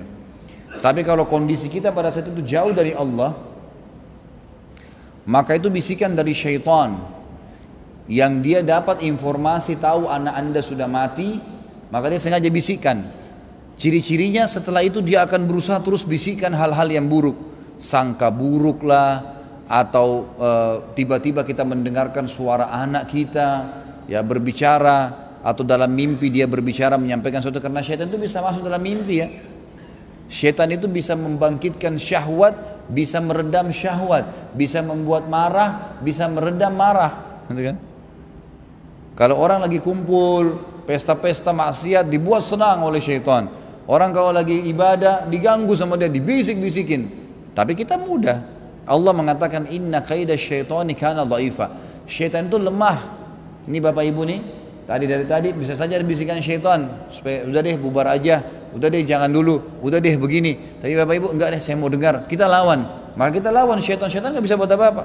Dia enggak bisa menjelma, maksa tarik tangan kita keluar dari masjid, enggak bisa. Gitu kan? Seperti itu yang dia bisa lakukan, enggak bisa lebih daripada itu. Jadi lihat kondisi.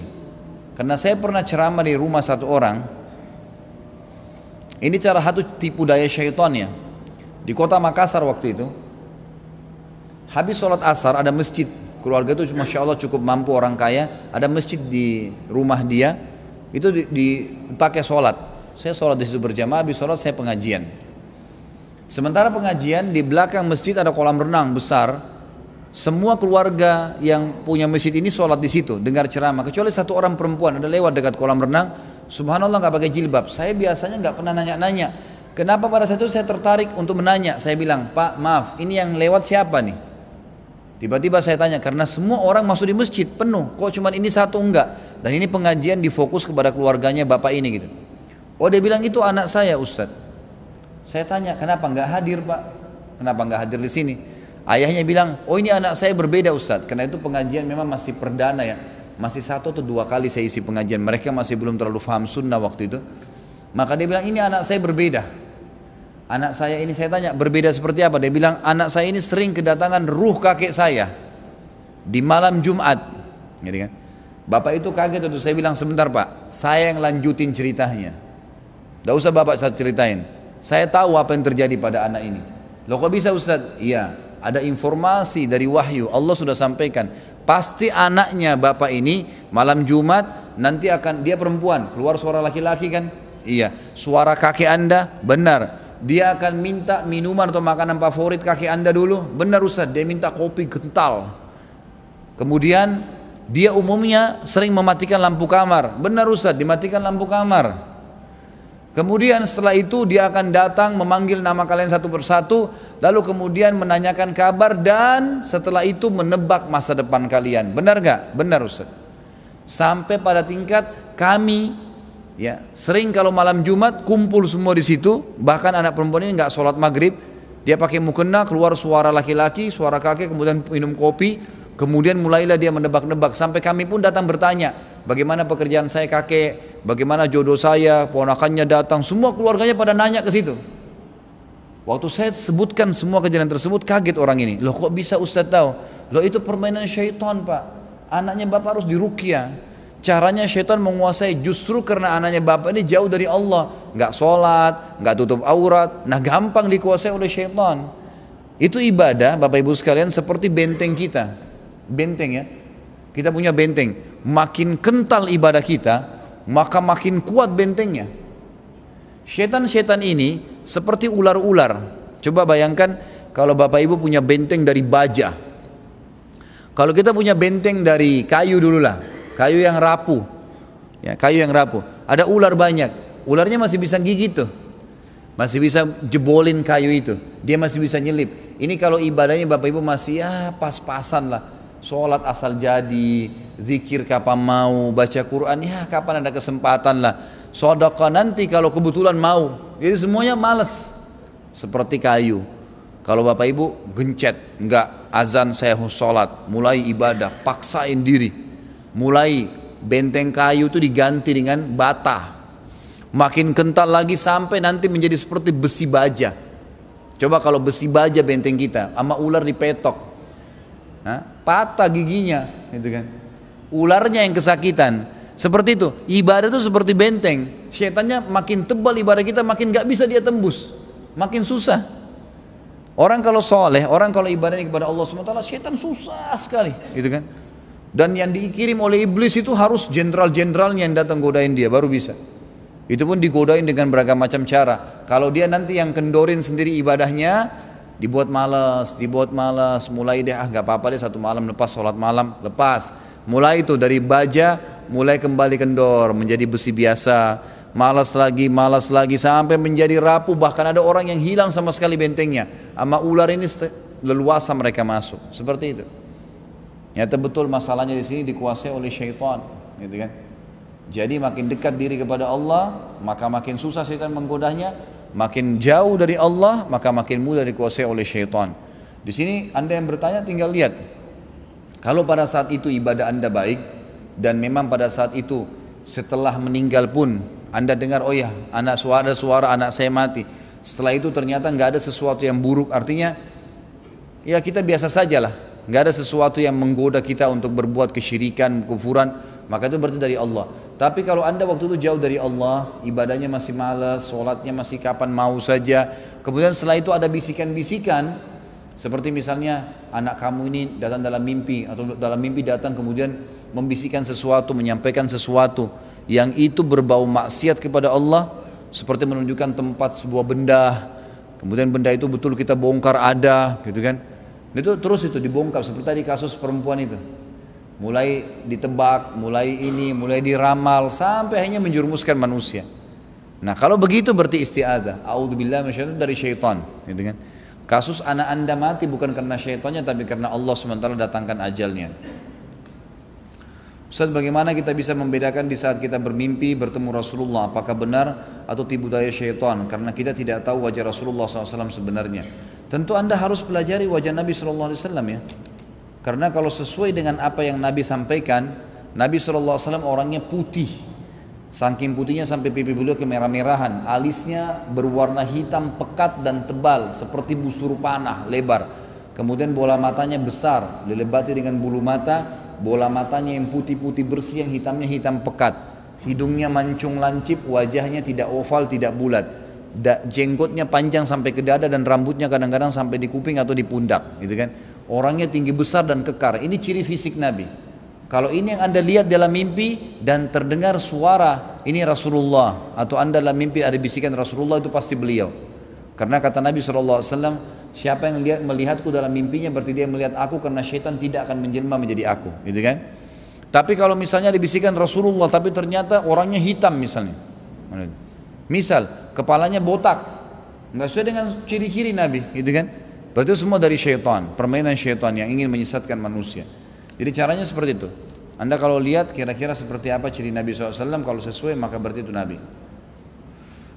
Orang tua teman saya pengurus pesantren dan dia cerita bahwa ada salah satu dari pengurus pesantren tersebut bisa mengisi satu kolam air dengan satu ember saja dan dapat berjalan di atas air. Apakah beliau wali syaitan? Apa nih maksudnya balik nih? Nyambung di sini maksudnya mungkin. Allahu alam, saya tidak tahu keadaannya dia. Jadi cara membedakannya lihat orang itu. Karena banyak orang di Indonesia ini penampilannya penampilan wali Allah, tapi luar biasa wali syaitan.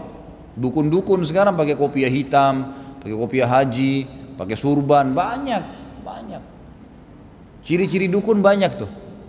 Ciri orang-orang wali syaitan, kalau Anda datang mulai menanyakan nama ibu. Nih, kalau ditanya nama ibumu siapa? Ini sudah salah satu ciri dukun. Mulai menanyakan hajatmu apa?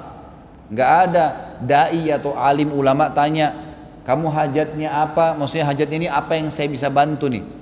Dalam arti kata, hajat ini hajat yang ilahi ya.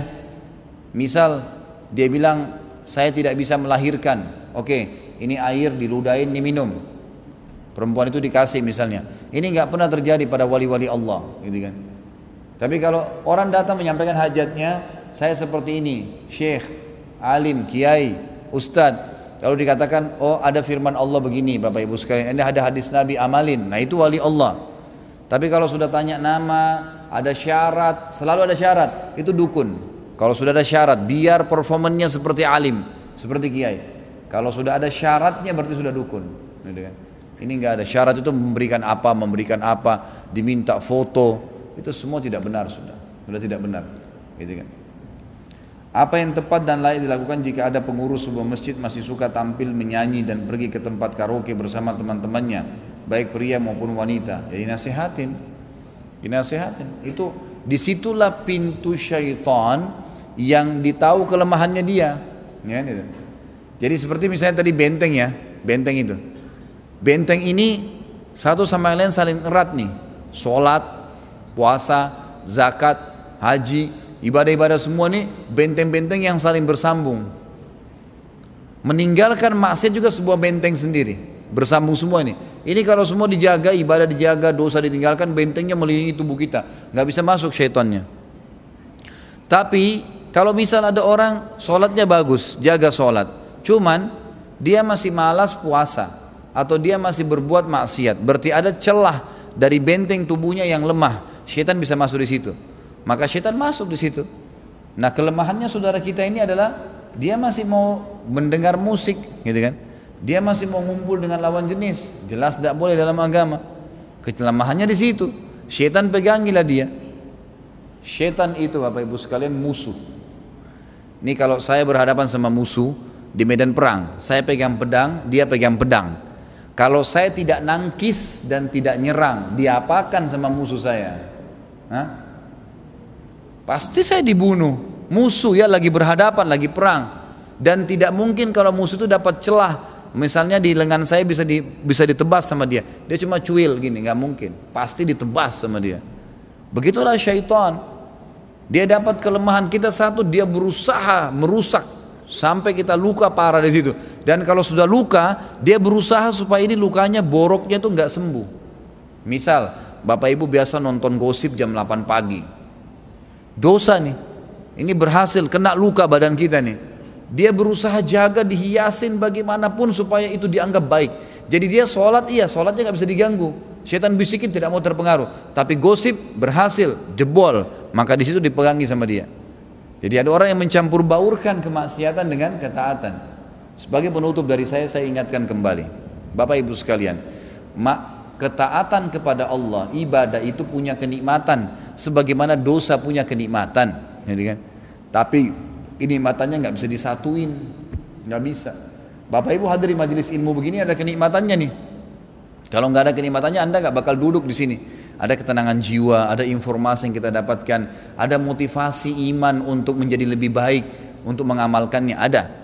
Begitu pula pada saat orang hadir di tempat-tempat maksiat, di karaoke, di bar, berjam-jam dengar musik, kumpul, minum minuman, berzina dan seterusnya, maka itu akan terus ada dosa. Semua punya kenikmatan, tapi kedua kenikmatan nggak bisa disatuin. Orang kalau biasa ke tempat-tempat maksiat tidak betah di rumahnya Allah. Orang kalau biasa dengar musik susah untuk menghafal Al-Quran. Orang kalau biasa kumpul kebo, zina, maka dia tidak suka dengan rumah tangga. Biar berumah tangga tetap berzina tuh. Jadi syaitan hiasin begitu. Maka ketahuilah kalau Anda nikmatin ibadah, maka kenikmatan maksiat akan hilang. Coba terus telusurin, ibadah terus dipaksain terus.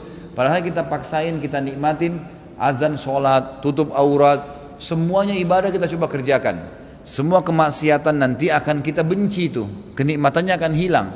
Ah gak usah deh, saya gak mau gitu. Ah itu dulu masa lalu saya, kita gak mau lagi, kenikmatannya hilang. Tapi kalau orang menikmati maksiat, kenikmatan ibadah hilang. Orang kalau biasa gak sholat, sudah biasa berbuat maksiat, mabuk-mabukan, dia merasa aneh tuh orang ke masjid. Aneh orang itu berbuat ketaatan, duduk majelis ilmu 2 jam, ini gak capek apa? Gitu. Mereka menganggap asing, kenikmatan ibadahnya hilang karena mereka sedang menikmati kemaksiatan. Nah orang, mohon maaf saya tidak tahu siapa yang dimaksud, saya tidak kenal siapa yang sedang dibahas, dan tradisi saya juga di pengajian tidak menyebutkan nama individu. Tetapi di sini yang saya bahas adalah kalau betul ada orang seperti ini, maka dia sedang berada di tengah-tengah. Dia beribadah, dia juga bermaksiat, gitu kan? Dia pengurus masjid sholat, tapi dia juga masih melakukan maksiat kepada Allah. Orang seperti ini pastikan, percaya mulut saya Bapak Ibu sekalian, ibadahnya nggak bakal khusyuk, nggak bakal khusyuk. Karena dia masih mencampur baurkan nih. Biar dia sholat, beda kalau dia tinggalkan dosa nih. Kalau dia tidak ke karaoke lagi, dia nggak kumpul sama lawan-lawan jenis, itu beda khusyuk sholatnya dengan kalau dia masih kumpul. Jadi di sini tidak maksimal nikmat ibadahnya, di dosa juga tidak enak tuh. Karena kalau dia masuk ke karaoke, begitu masuk dibisikin sama malaikat, tuh kamu itu pengurus masjid loh. Kalau ada yang lihat nanti bagaimana? Dia dihantui kesal takut, tidak enak kalau dilihat sama orang lain, gitu kan? Maka berbuat dosa pun tidak maksimal.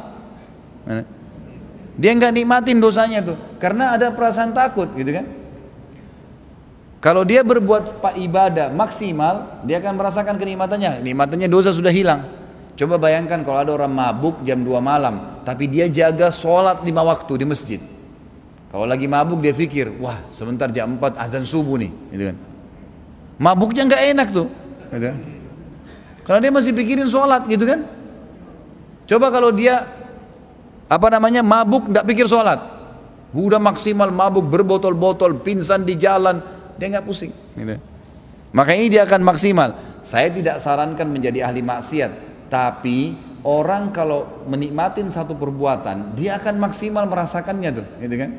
Orang kalau nikmatin ibadah dia akan maksimal fokus, maka dia akan nikmatin tuh. Orang kalau bermaksiat dia nikmatin, dia akan maksimal merasakan nikmat, tapi ini ke surga, ini ke neraka.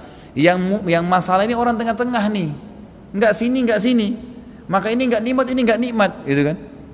Nggak nikmat. Maka saya sarankan larikan diri anda ke ibadah dan terus saja paksakan diri anda akan sampai pada sebuah titik di mana kenikmatan ketenangan jiwa luar biasa. Ada orang subhanallah saya tahu di pengajian saya, dimanapun saya pengajian hadir terus, ada selalu hadir. Dimanapun ceramah saya, Ustaz saya sudah download semua ceramah Ustaz. Pengajian majelis taklim yang lain juga dihadiri. Masya Allah di kantor diajak teman-temannya beribadah dan seterusnya. Keluarganya mulai berubah, dia juga berubah. Perubahan terjadi karena dia terus ikutin tuh. Seperti bola salju nanti ibadahnya terus diikuti. Nanti dia rasakan kenikmatan. Sampai sudah luar biasa. Saya datangin rumahnya. Itu sampai saya lihat sudah dari Ustaz saya nggak mau ada TV di rumah saya. Udah pasti ngerusak istri anak saya. Udah saya nggak mau ada TV. Udah saya keluarin deh. Saya bukan suruh dia ya, tapi saya lihat sampai pada tingkat itu. Udah saya mau kantor, istri anak sama dia sudah sepakat. Anak-anaknya pun akhirnya terbiasa, cuman tahu pegang buku, diajar mengaji dan seterusnya. Terbentuklah rumah tangga itu karena dia terus jalankan tuh. Gitu kan? Sama dengan orang kalau terus dalam kemaksiatan, dia akan terus terbawa dengan arus itu. Gitu. Kalau kita masih campur baur, maka ini jadi masalah. Nggak nikmat ibadah, nggak nikmat juga di sini. Maka larikan diri anda ke ibadah, insya Allah. Semoga Allah SWT bisa memaksimalkan nikmat keimanan. Ingat, iman dalam hati kalau datang dan dipupuk, dia akan menebal, dia akan meningkat dengan kesolehan, dan dia akan berkurang dengan kemaksiatan. Dan kalau iman sudah ada Bapak Ibu sekalian, ini kata-kata mutiara saya sebagai penutup, iman itu bisa membuat orang lemah menjadi kuat. Iman akan mengubah orang yang pelit menjadi dermawan. Iman mengubah orang yang jahat menjadi baik. Iman itu akan membuat orang penakut menjadi pemberani. Iman semua yang bisa mengubah tuh. Yang lain tidak ada lagi. Maka iman ini yang harus dipupuk dengan ilmu-ilmu syar'i dan diaplikasikan dalam kehidupan kita. Allahu a'lam. Mudah-mudahan bermanfaat apa yang kita bahas, dan semoga saja seluruh muslimin yang masih sakit disembuhkan penyakitnya, semua yang terlilit utang dilunasi hutangnya, semua yang belum dapat hidayah dimudahkan untuk mendapatkan hidayah dan ilmu, semua yang sudah punya hidayah dimudahkan untuk mengamalkan, seluruh muslimin di muka bumi yang sedang tersiksa, tertindas di Palestina, di Syria, di Irak, di Yaman, dimanapun mereka berada termasuk di Myanmar, Allah berikan kemenangan, dikokohkan telapak kaki mereka, diikhlaskan niat mereka, dan Allah terima para syuhada mereka, serta Allah muliakan Islam di tangan-tangan mereka, serta Allah partisipasikan kita di pahala baik dengan doa, dengan jiwa, dan juga dengan harta kita bersama mereka. Dan juga semoga Allah dengan kemahamurahannya yang saya yakin sekarang sedang melihat kita, karena dia maha melihat dan dia maha mengetahui, dan malaikatnya hadir di masjid yang mulia ini untuk menyatukan kita di surga firdausnya tanpa hisab, sebagaimana ia satukan kita di majlis yang mulia ini. Kalau ada benar dari Allah, kalau salah dari saya mohon dimaafkan. Subhanakallahumma bihamdika asyhadu an la ilaha illa anta astaghfiruka wa atubu ilaik. Wassalamualaikum warahmatullahi wabarakatuh.